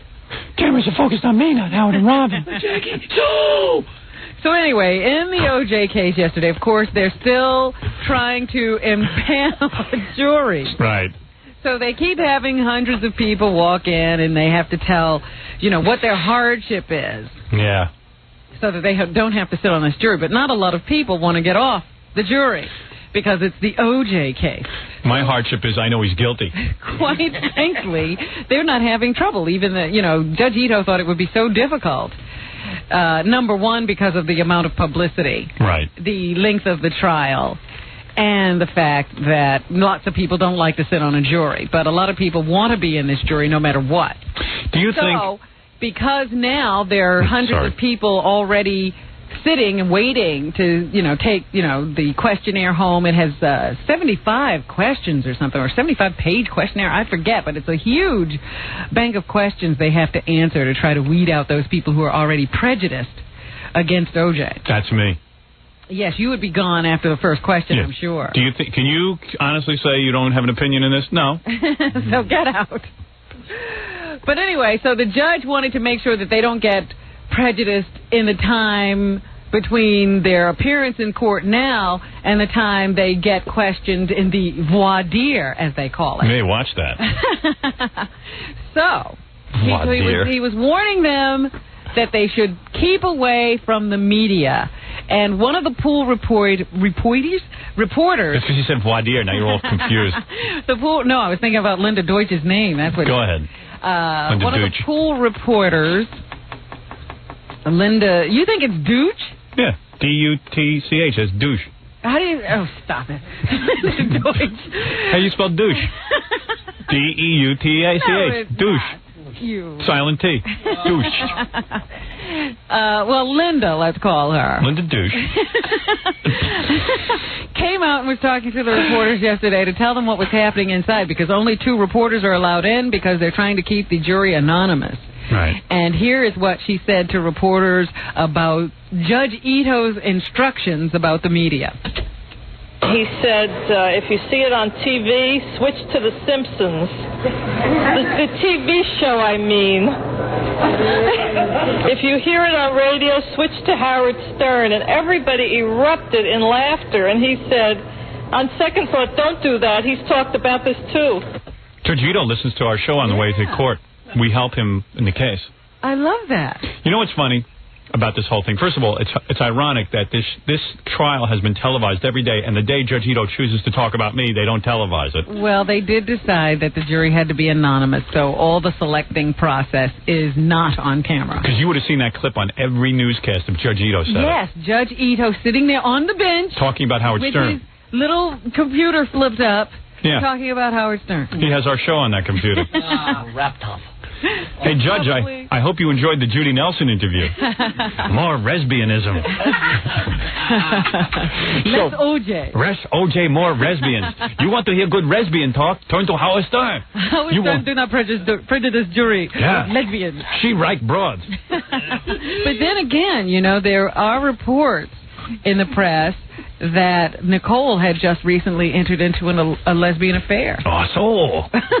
So this does have bearings. She wreck women. What?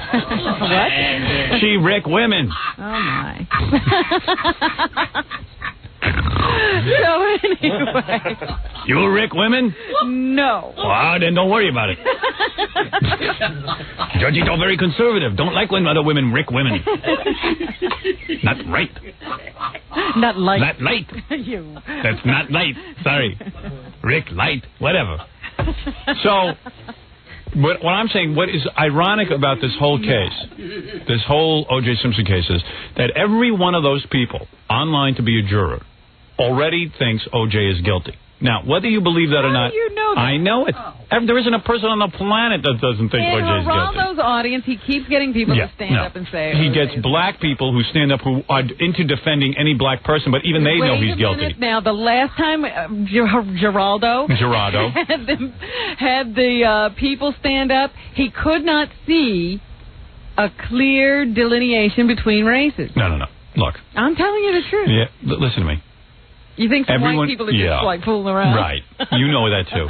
It's white people who want to seem like they're not prejudiced people. On camera. Yeah. For standing up and thinking OJ's innocent. Listen, let me tell you something. For years in this country, a black person could not get justice. Still can't. Oh, come on. I don't buy that. It's gone the opposite way now. For years, in other words, and what black people are afraid of is, in a case not as celebrated as the OJ case, some guy's going to be accused of murdering someone and he didn't do it, and he's saying, wait a second, because I'm a black man, you're going to think I did it right away. That's what's going on here. In the OJ case, this guy, they got blood all over the place. This is a guy who did it. Even black people know it, but they want to, they want to challenge the system and say... what they're saying is, it's not about necessarily OJ. Right. It's a bigger about picture. Making sure the system works the way it's supposed to. Right. And you're supposed to be innocent until proven guilty. Right. But between you and me, He's guilty. he's guilty, and every black person, white person, Everybody knows it. Chinese or otherwise I'll knows tell you it. the truth. Every black person I've spoken to says OJ's guilty. Yeah. But, not on the radio. Exactly. And people who want to be different in this world can do two things. They can say OJ is innocent, or they can leave their husbands for a lesbian. There's 2 ways to do it. There's 2 ways to really shock. What's easier? What's easier? Say OJ is innocent. You try admitting to your husband you're a lesbian. Did you see on, I think it was Inside Edition last night, they had this black guy sitting on a wall outside of the courthouse Yes. singing this song, Don't Blame the Jews. Great song. He didn't do it. Was he? Don't blame the Jews. What is he singing It's about? all a fix. What's he talking about? He's talking the about Jews. OJ. Oh, I thought you said the Jews. No, the juice. Oh, the Jews. I thought you meant the Jews. Because I blame the Jews.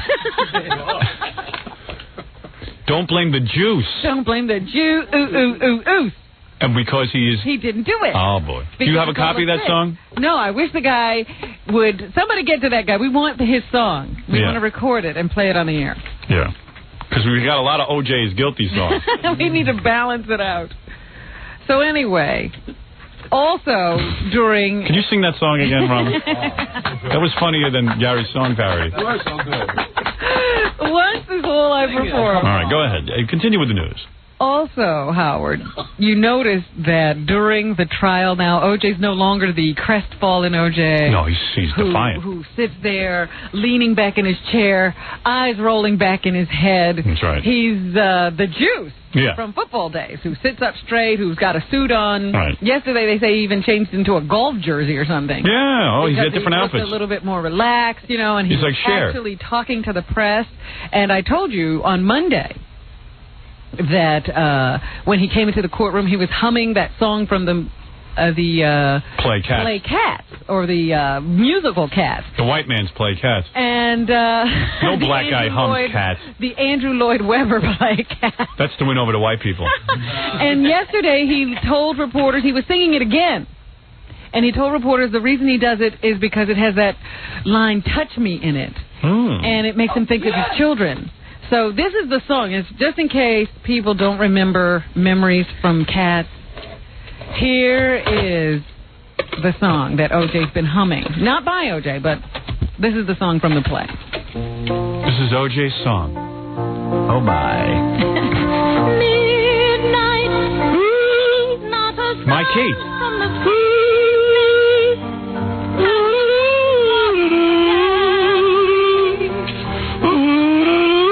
I miss my kids. I miss the kids. Jackie, is this your wife? I miss my kids. I love them so much. You know can what? imagine OJ humming this song, right? Oh, yeah. This is a pretty complicated song to be humming. This is what they're working on in jail. They told him to hum that. Of course. They've been working on him to improve his image with the public. OJ, we want you to sing a song. Start humming a song. Now, you want me to do Swanee River? No. Doggy Dog? Snoop Doggy Doggy? No. No, we want you to do something that'll appeal to white people and even the more cultured kind of upper class you're being black. portrayed as a wife beater. Yeah. You got to show some sensitivity. Now, here's the song we want you to learn. Let me play a little bit for you. Now, let me see that. Do-do-do-do-do-do. I could smile. Now, what about that song, Another One Bites the Dust? Now, I could sing that. Yeah, the defiant OJ goes into court singing it up, Yeah. I got plenty of nothing. Enough is plenty for me. And you'd think with the passing of time that Nicole and Ron are less dead, I guess. So like he's feeling more triumphant. Memories he's singing. Your memories as he puts the knife into her neck. Yeah, I remember that. Now, how you gonna hum this? Holy mackerel. Nobody else in the world is humming this song. Let me try and sing it now. Yeah, this is an easy one. This floats right off the lips. Was he dancing when he sang it? Was he just humming or singing the words? I'm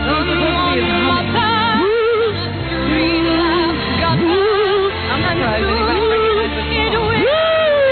Did he break glass when he hummed it? Okay, let me try this. This is his favorite part. Dismembering my wife and Ron.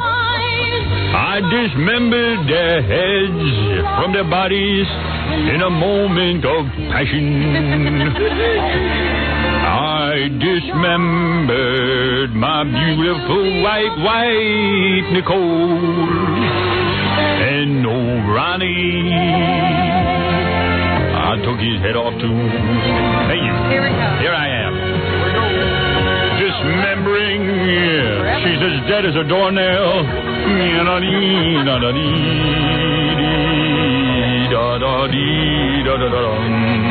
Where my kids at? All How right. could he be humming this? It goes on forever. Oh, for God's sakes. He never get to the trial. You also wonder what O.J. is writing on those yellow... He's a lawyer now. He also scribbles and whispers to his attorneys. They tell you to do that all the time. And everybody does it. I Yeah. remember Robert Chambers doing it during his trial. Here's a guy with nothing on his mind, but Yeah. now all of a sudden he's writing. This guy was playing with Barbie dolls. On a legal pad. Oh. And then I remember the Menendez brothers did it during their trial. Well, I have the note here, Robin. This is what O.J. wrote on the legal pad yesterday. It says here, get me a file in a cake. And he passed that off to his lawyers, and they, of course, crumbled it Is up. it possible to dig a tunnel? Yeah. Can't we get a better selection of music to hum? Shoot me. How about rainy days and Mondays? Yeah, something about a carpenter. All the young dudes. Hey, all the young dudes carry the news. Ba-ba-ba-boo. I can sing that one. Let's take a break. We'll be back. Wait a minute, I want to tell you one more thing. Oh. They did ask the reporter, Linda Deutsch, what O.J. is scribbling. Oh, and she knows? She said she thinks, I suppose. I don't know if she knows this or if this is what she thinks he's doing. This is Linda Douche? Yeah, whatever. I don't think you're saying it wrong. No offense. I think he's keeping his own tally. Yeah. And he's probably jotting down notes on what he thinks of these jurors and whether they would be acceptable to him. Is she kidding me? And he's paying a lawyer millions of dollars. Why would he have to work on this case? I know what he's writing. I mean, he's probably writing like, this blows. Dear Paula. This blows. This blows. This blows. Yeah, dear Paula. Michael Bolton. Now, what the hell am going on? Giving his opinions to his lawyers. Here's my opinion. I don't know what they're saying. His opinion. Like someone cares what O.J.'s opinion is. The juice. Now let's take a break. Michael Bowden, that bald beef. Return to the Howard Stern. We're back with the Howard Stern Show. Here's Howard. When we last left you, Robin had introduced us to our new reporter, Linda Douche. And Linda Douche said the following. I think he's keeping his own tally, and he's probably jotting down notes on what he... Linda Douche trying to figure out what O.J. is writing down on those pads. He's being very generous, I think, in that speculation. Yeah, I think he's drawing pictures of knives and ski caps and gloves and socks. He's actually paying attention to this case. Yeah, right. Wait, here's Linda with a bulletin. What is Linda? What is O.J. doing with that legal pad? What is he writing? Mr. Simpson had drawn a picture of a pair of a large black hand around the throat of Michael Bolton. He also scribbled a drawing of Paula Barbieri, and underneath he had written the word booty juice. All right, very good. Thank you. Misspelled. Thank you, Linda. Our court reporter, Linda Douche. Very nice girl. Very good. Let's move on now. Linda Deutsch, as Robin calls. We have Linda Douche. In Haiti, our men in Haiti are still on the ground there. I understand that one American has died, but they think it was a suicide. Yeah. Is that weird? Why would you go to Haiti to commit suicide? Because it's the thing to do. He looked at Haiti and said, who wants to live? Some people go into their garage. Some people go to Haiti. No, it is very depressing in Haiti, and one would kill themselves if they were there. Well, I understand that the internment camps in Guantanamo, on Guantanamo Bay. Guantanamo Bay, Rob. They have offered a number of people there the opportunity to return to Haiti. And a few have volunteered, but most are waiting. They would like to have Aristide return before they do. They say, if he's not going back, we're not going back. Yeah, he might know something they don't know. And he says he's not going back until the Parliament gives amnesty to those military men so that they can step down. That's the deal. They won't step down until they're given amnesty. The Parliament has to vote on amnesty. The Parliament has been too afraid to go to work. So now that the Americans are there, they have some armed guards, I think, standing around the place where the Parliament meets, and they're expecting everybody to show up so they can have this vote. Meanwhile, to help disarm the people, since the United States military cannot actively disarm Haitians, what they have decided to do is try to buy their guns from them. Is that right? Yes, so we have gone to a Gourds for Guns program. Gourds for guns? Yes, Gourds is what the Haitians call their money. Yeah, that must be some money. Gourds. I'd like to be paid in gourds, please. Clamshells. I owe you 3 gourds. Yeah, I'll raise you 2 clamshells. You give me a gourd. Like gourd as in the vegetable? Or fruit or whatever that is, like a gourd? Well, I know like what a they zucchini. call it. I don't know what it looks like. That's unbelievable. I wonder if they actually use, like, gourds as money over in Haiti. So backward. It's a big scooped out thing. The people are running out of there. So anyway, the Gourds for Gun program is not going very well. They only got 40 guns yesterday. So obviously the people don't want gourds. You owe me a tree squash, man. A whole tree squash for my gun. Man. Not going to take no 2 gourds. Oh, yeah, I see you that and raise you 1 pumpkin. You white Yankees don't know nothing about our money system. If you want to have sex with my sister, you must give me 4 eggplants. And a cucumber. Have you got change for a banana? I got 2 gourds to your banana. What? Can you break a banana? Can you break a banana for me? Here's the 2 eggplants. Man. You dirty, filthy white man. You come here, don't understand our money. And you try to offer me gourds for guns? Expect to get our guns, yeah. You'll not get my gun. I got Brussels sprout. You give me reefer. Man. They do say they're offering a high price for machine guns. 4 bundles of broccoli. But they're not getting many turned in. Only 40 guns came in yesterday, the first day of the program. This blows. Also, there are people down there putting voodoo hexes. Free OJ! Voodoo hexes on our soldiers. And yeah, that's worked. One of the tabloid stations examining whether this is a real threat. Yeah. Notice that the guy in power that all the Haitians hated, none of the voodoo hexes worked on him. And I understand his wife is heavily into voodoo. Yeah, that really works. My voodoo would take care of all the voodoo of the people trying to get us. That is why I'm the president. Because my voodoo will undo the voodoo of the people. My voodoo undo your voodoo? My voodoo doo-doo. Then I do so well. Your voodoo. Voodoo man. Powdered root. Monkey foot. And they did have pictures of, the people dancing in their voodoo trances and all that stuff. Yeah, I love that. When they start shaking and stuff, they're like, Yeah, and their eyes roll back and all that stuff. Stupid asses. Chicken bones. Dumbos. If they all wouldn't come over here on those boats, we wouldn't even have to be there. Speaking of voodoo, Howard. I stick the pin in the dial of the white man. The authorities in Dallas have arrested Judy Nelson? What? They have been introduced to hoodoo. Hoodoo man. Remember I told you this country sucks now. Ever since we let in everybody. Stop it. It sucks. We don't have hoodoo. Remember I told you the story about the 2 sisters who ripped out the third sister's eyes? I saw that. Well, apparently they were practitioners of hoodoo. Oh, Christ. What happened to normal religions in this country? This is a far cry from Cardinal O'Connor wearing a Carmen Miranda hat. That I can accept. And none of this hoodoo. Apparently hoodoo... We have stronger powers than a Carmen Miranda hat, man. ...is a combination of Haitian voodoo and Catholicism. Oy vey. Poo-poo. And they believe... I practice poo-poo. What is that, man? It's sort of like doo-doo. But it's more hoodoo, so it's poo-poo. They believe in spirits. Don't you put a hex on me. And real demons. Yeah. who can take control of human bodies. And the woman who actually had her eyes ripped out, she has been defending her sisters. Her name was Myra Obasi. Boo-boo. She was a Louisiana school teacher. And you wonder why our children are having such problems.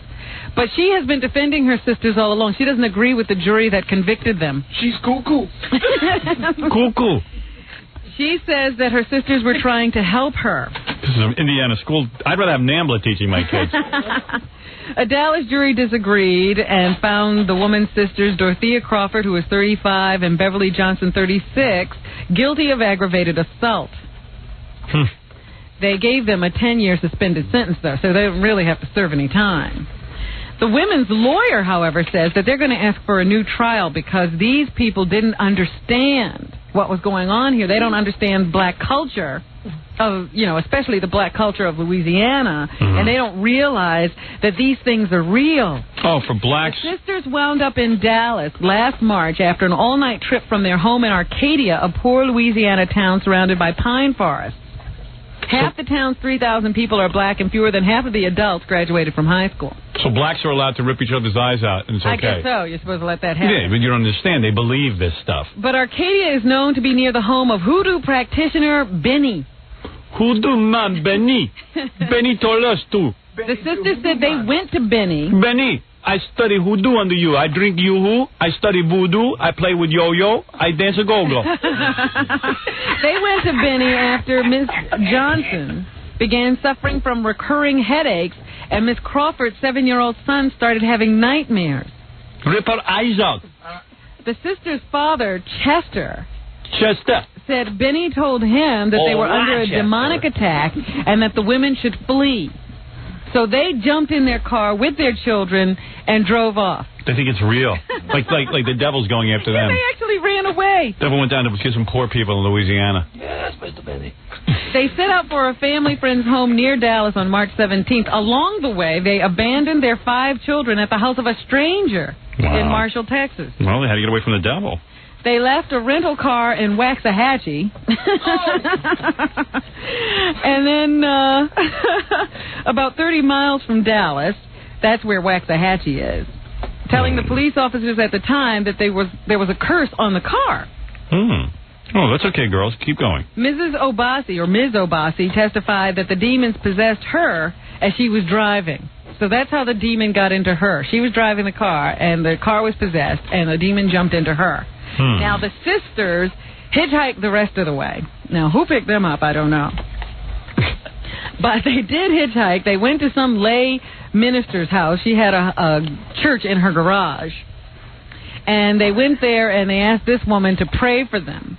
And then the minister says she walked out of the room for a minute, and when she returned, Mrs. Obasi's eyes were bleeding. And she told the daughters or the sisters to take the girl to a hospital, and after they left her home to take her to the hospital, she found 2 eyes in her trash can. Wow. And she's happy they did it. No, not this woman. She was, just practicing out of her garage. I'm saying the woman whose eyes were plucked out. Eyes. Yeah, she says that's an old hoodoo way of getting rid of demons. Oh, my God. A demon is like riding your back like you're a horse. And if you want to get the demon off your back, you blind yourself because he doesn't want a blind horse. So she's very happy that they ripped out her eyes because now she has no demons. Right.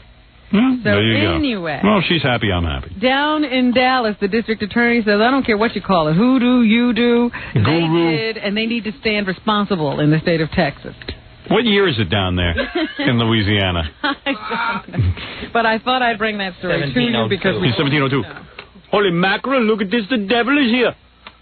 Coming after us on the horse. Jesus Christ. That's what we have now. We've let in third worlds into this country. Soon the hoodoo will be the national religion. You'll see, at the ballpark, you'll have to have a moment of silence for the hoodoo devil god. You wait and see. Blood will be the national drink. What is it? I'm sorry, I got to tell you this story. What is it? This is Tom Chiasano, our general manager. Hoodoo story? Tom, are you into hoodoo? No, but... Is the devil riding your back? No. All right, go ahead. Maybe worth the time. We have, like a lot of people, we have a maid comes in once a week. Yes. When we came in one day complaining to Penelope about a headache. Yes.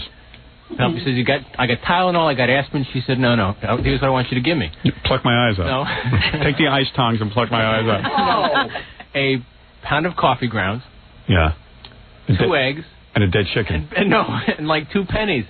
And what she did was she took the coffee grounds, put it on her head, cracked the eggs, put it on her head, put the pennies up there, wrapped her head in a scarf, and waited for the headache to go away. How quick did you get rid of her? I mean, how long did it take you to throw her right out the door? That was the last day. That was the last day, right? So, yeah. So she walked around with that on her head? I know a guy had a cleaning woman. He came home, and she had, like, dolls and stuff and, like, ashes in an ashtray.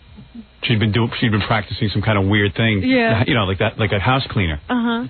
Can you imagine? You come home and there's like dolls and stuff, In your house. like little black dolls and ashes and crap. You know, See, this is what's going on. This is a nice laid, but just the thought of her putting the coffee grounds and the eggs and she put it in a bag and tied it to the top of her head and walked around. Scarf, right? Yeah, that's good. That'll help. Yeah, medical science completely ignored. What's that dripping down your face? Monday, egg and coffee combined would get rid of all the devils in my head. Oh Jesus! And while she's boy, oh waiting for her boy. headache to go away, she's cleaning your house. Does she have a Tom doll and stick pins in the head? Well, Tom fired her. I don't believe Oh, he yeah. had the nerve to do that because she probably went home and put a hex on him. Well, I know the woman. She says she had a Tom doll. She stuck pins in his head, and Tom felt nothing. Typical, Yeah. because you can stab Tom in the heart, he wouldn't. Yeah, Tom doesn't feel a thing. Nothing in there. Ouch, that hurt. My head feels fine. That's right. Very good, Tom. Thanks for sharing. Boy, that was a good story, actually. Tom checking in with a good one. Yeah, finally. Give him an FM. How many years is it? I helped the show. Thank you. The power Boris Yeltsin is visiting us from Russia. Which one is he again? The one who's currently the leader? Yes. Yeah. They had a big summit in the White House yesterday. There's also going to be more of a summit today. They are dealing with the Russian mafia problem that is causing American businessmen to think about staying away from Russia, which is trying to rebuild its economy. Mm-hmm. There was also a state dinner last night, and Boris Yeltsin had some very complimentary things to say about the United States. Keep in mind, too, that he is being rumored to be the next in command at Disney. They're thinking of hiring him. He's going to be running Disney with Michael Eisner. Is that right? Yeah, they fired Jeff Katzenberg. You're going to take over that animation department. Yeah, Boris Yeltsin. This is my 5th visit to the United States, and without trying to appear overly flattering, I would just say that I really feel good about being here. I feel at home. Wow. I feel good.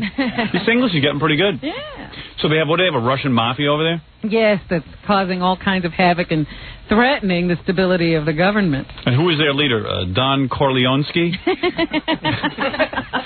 want to tell you. Corleonic. I'm Don Corleonic. Tonight you sleep with the caviar. Comrade Sonny, you was wiped out at a toll booth. What's a toll booth?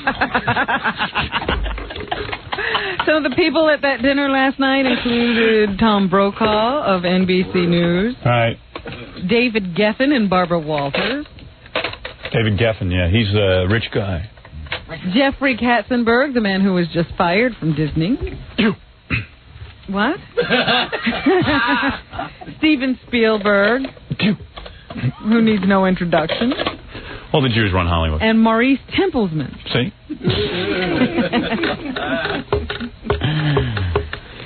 Let me see what else is going on.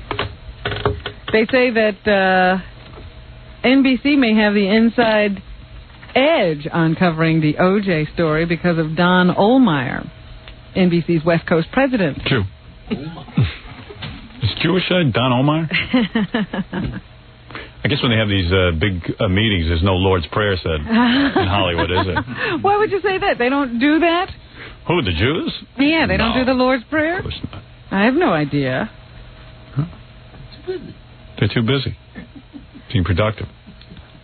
I guess it's Ohlmeyer's inside track that he gave O.J. one of his first jobs. Ooh. O.J. As a sportscaster. So whenever everybody's covering the story now and they're trying to get, the people, O.J.'s children, O.J.'s parents, O.J.'s everything. So I guess that's what they're saying here is that's how Katie Couric got to talk to Jason and Arnell. O.J. interceded on NBC's behalf and got his children to do the interview with Katie because he has that connection. Look how busy O.J. is. From jail, he's still wheeling and dealing. Wheeling and dealing. Well, he's a very important man. He's probably the biggest name in show business right now. That's right. There is no bigger. There is no one bigger than O.J. in show business. I was speaking to my buddy London Lee yesterday. I told him to go out and kill someone. You want to be a big name in show business. That's what you got to do. Put on some blackface. You gotta get the press's attention. Yes. How else are you going to get it? When a white man kills somebody, nobody pays attention. That's how racist this society is. Here's some Jackie news. Uh-oh. Jackie Joke Man? A Harvard heart doctor. It's just news for The real Harvard? Yeah, Harvard University. All right, go ahead. A heart doctor from there has done a study that was published in the Journal of the American Medical Association yesterday, reporting 12 drinks a day is good for you. That if you drink, it increases your body's production of TPA, an enzyme that breaks up heart-attacking blood clots. Oh, that! I'm going to live forever! They say that hard liquor, beer, and wine, in moderation, Jackie. No! How do they know? May have an upside because it thins the blood. You know, I love this. Every day they give you a different study. Something extends your life. Beer, good, wine, bad. crack. Butter. Yeah, margarine, butter. It's unbelievable. Mantequilla. Anything else, Robin, or you I want to... just wanted Jackie to know that there may be something good. You start doing news for Jackie, we're in trouble. All of his drinking. Well, I always do drug news and alcohol news for Jackie. Roger Daltrey, I keep telling you that one of these days, you know, the next thing we're going to hear is about some rock star having a heart attack on stage. Yes. Roger Daltrey canceled 3 weeks' worth of concert dates because of respiratory problems. He's being tested at Columbia Presbyterian Hospital in New York after complaining that he was having trouble catching his breath. Oh, my. He also canceled an appearance on the David Letterman show because of his breathing problem. Oh. So it's coming soon. Somebody's going to have a heart attack on stage. Maybe Letterman will be lucky to get Boz Skaggs. REM's Michael Stipe has been signed by New Line Cinema to a 2-year production deal to develop films for audiences under the age of 25. Why him? That's me. He gets his own production company called Single Cell Pictures. Single what? Single Cell. Sickle Cell Productions. And he'll be strictly a producer and won't appear in the film, which will be edgy and youth-oriented. I can be edgy, but not youth-oriented. Whatever you want me to be. Kurt Cobain was to have been featured in advertisements for people for the ethical treatment of animals. I could do that. What he had a gun for lunch, right? He was a big anti-fur person. I love fur. And he made a commercial for them before he fatally shot himself in the head. Oops. And the slogan, the caption for the ad? Use your finger. You need fur like you need a hole in the head. Of course, that was before he decided he did need a hole in his head. So I guess he could use some fur, too. Kurt Kaboom! Kurt Kaboom! He was an active member of PETA before his death. They've pulled that. They won't be using the ad in light of what he did. I see. Oh, my. And former Herman's Hermit, Derek Leckenby, my favorite Herman, has died. He was the lead guitarist of Herman's Hermit, and he left an estate worth $350,000, according to his will. That's He died amazing. in Manchester, England, on June 4th at the age of 51. Wow. What did he die of? They don't tell me. He was lonesome. Nobody wanted him. Why don't the other hermits call? I'm so lonely I could die. What's going on here? And John Wayne Bobbitt has been convicted once again of Bad acting. no, not bad acting, of beating women. Oh, For the my. second time, he's been found guilty due to an altercation or some kind of an argument he was having with that ex-fiancée of his. Yeah. Oh, my. The judge called him a bully. Thank you. And accepted the prosecutor's explanation that John Wayne had sort of pushed his girlfriend's head against a wall or something. Where's the evidence? I don't know where the How evidence come an OJ you need 900 pieces of evidence, but with Bobbitt there's no evidence? All you have to do is hear a girl screaming. Yeah. John Wayne is at fault. What? So here's John Wayne Bobbitt talking to the press. He says he's become a target now and that these judges don't even listen to him anymore. Is he mumbling through it? Just listen to him. Okay.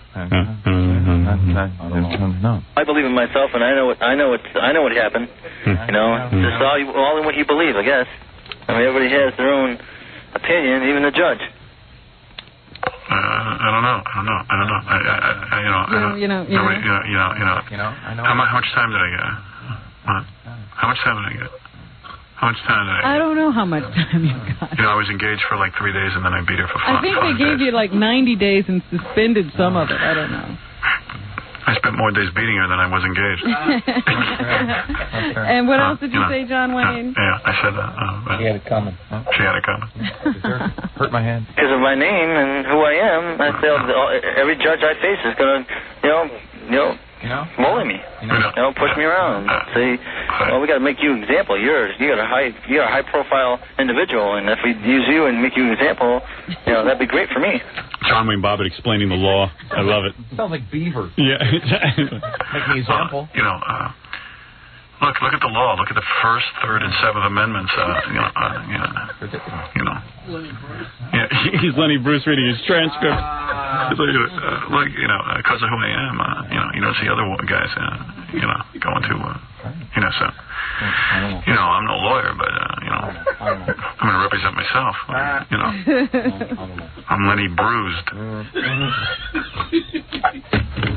Is that what's happening, Robin? Except the fact that new Johnny Depp movie is out today, Ed Wood, getting very good reviews. I saw 4 stars. Yeah. 4 out of 4. Ed Wood. Very nice job. Somebody said to me the other day they thought Johnny Depp was tearing up the hotel room because he had a movie coming out and needed publicity. Hey, there you go. That's what I'm going to do before my movie. Oh, and I didn't tell you about my note from Cher. I'm going to bring it in tomorrow. I forgot to bring it in today. What are you talking about? John Cher? No. Lucky girl. Cher. Oh, Cher. Cher. You're saying that Cher, the movie star. Cher, the singer, movie star, former wife of Sonny. Sent you a note? Sent me a personal note. Saying? Hi. Heard you were talking about me today. And she sent me that wacky catalog of hers. Oh, really? Now just send me some of the stuff for free, Cher. At least Cher. Joan Rivers gives me actual merchandise. So, I thought she hated us. Well, she said, it must be listening or something. She said to tell you that you don't have to buy her stuff just because she loves it unless you love it, too. Sorry, honey. She got to come in here. Yeah, why not? Stop sending us notes. Now, there's a girl I can... There, I'll bet you on that one. I could get her. I don't know.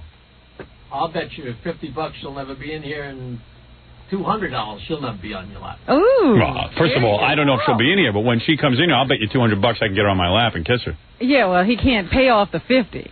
You don't know when the... Yeah. Unless when you retire, maybe? Yeah, okay. If you want him to hold the bet till I retire. 13 months. You know what's wacky? What? I don't think she'll ever come in here, but if she did come in here, I bet she would sit on your lap, Oh, I know it. It's weird. Of course she would. It's my mind. And she'd love it. Well, here's an invitation, Cher.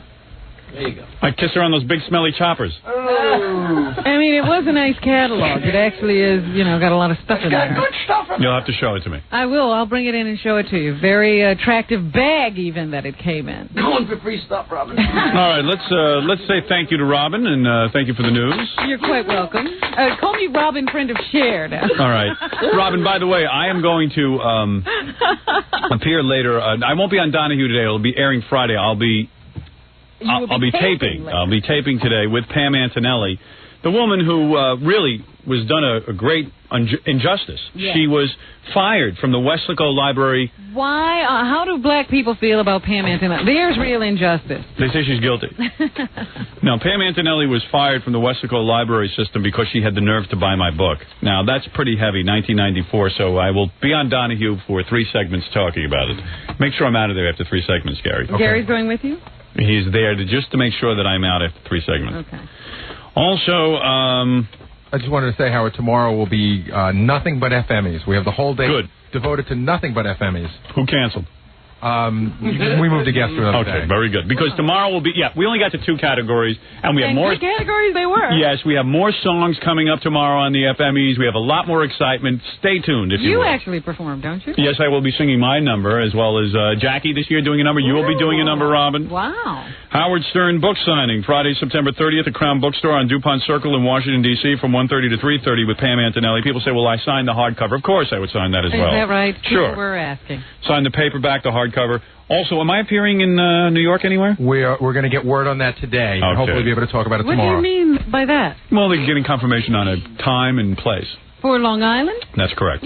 Jackie, new rave Joe Page Martling. This Friday from 3 to 10, Jackie is Grand Marshal of the Second Greater New York Beer Fest in the New York Coliseum. Jackie walks around with one of those beer hats with the 2 beers on the side. Yes, and does drink. He really does. He does. He will join you in a drink. And then he'll fight with his wife, probably. Yeah, after you guys spill stuff on it. After Jackie samples all 100 beers. Well, he's just trying to protect his health. For jokes and information, call 516-922-WINE with the boy Gary Baba Booey there as Beer's well. like a vaccine. Beer keeps me embalmed. That's right. I'm forever. I'm fighting a heart attack. Thursday night, October 6th. Jackie would have dropped dead years ago if it wasn't for his drinking. Thursday night, October 6th at Rascals by the Shore. It's the Jackie Show in Ocean Township, New Jersey. Go try and stump the joke. Me and Jackie always had his most comfortable at Rascals. Oh, yeah. Don't forget to buy Stuttering John's new CD, which surprisingly is damn good. Available at record stores everywhere. To get on Stuttering John's mailing list, call 201-942-OUCH. OUCH.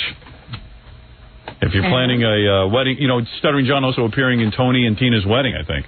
That's coming up, yeah. And rushing over to NBC today to tape a bit for Conan. Yes. Is he bringing Vic with him, Stuttering Vic? No, Vic isn't in today, still having that eye trouble. All right. Oh, Too he bad. said he would return on Thursday. That's right.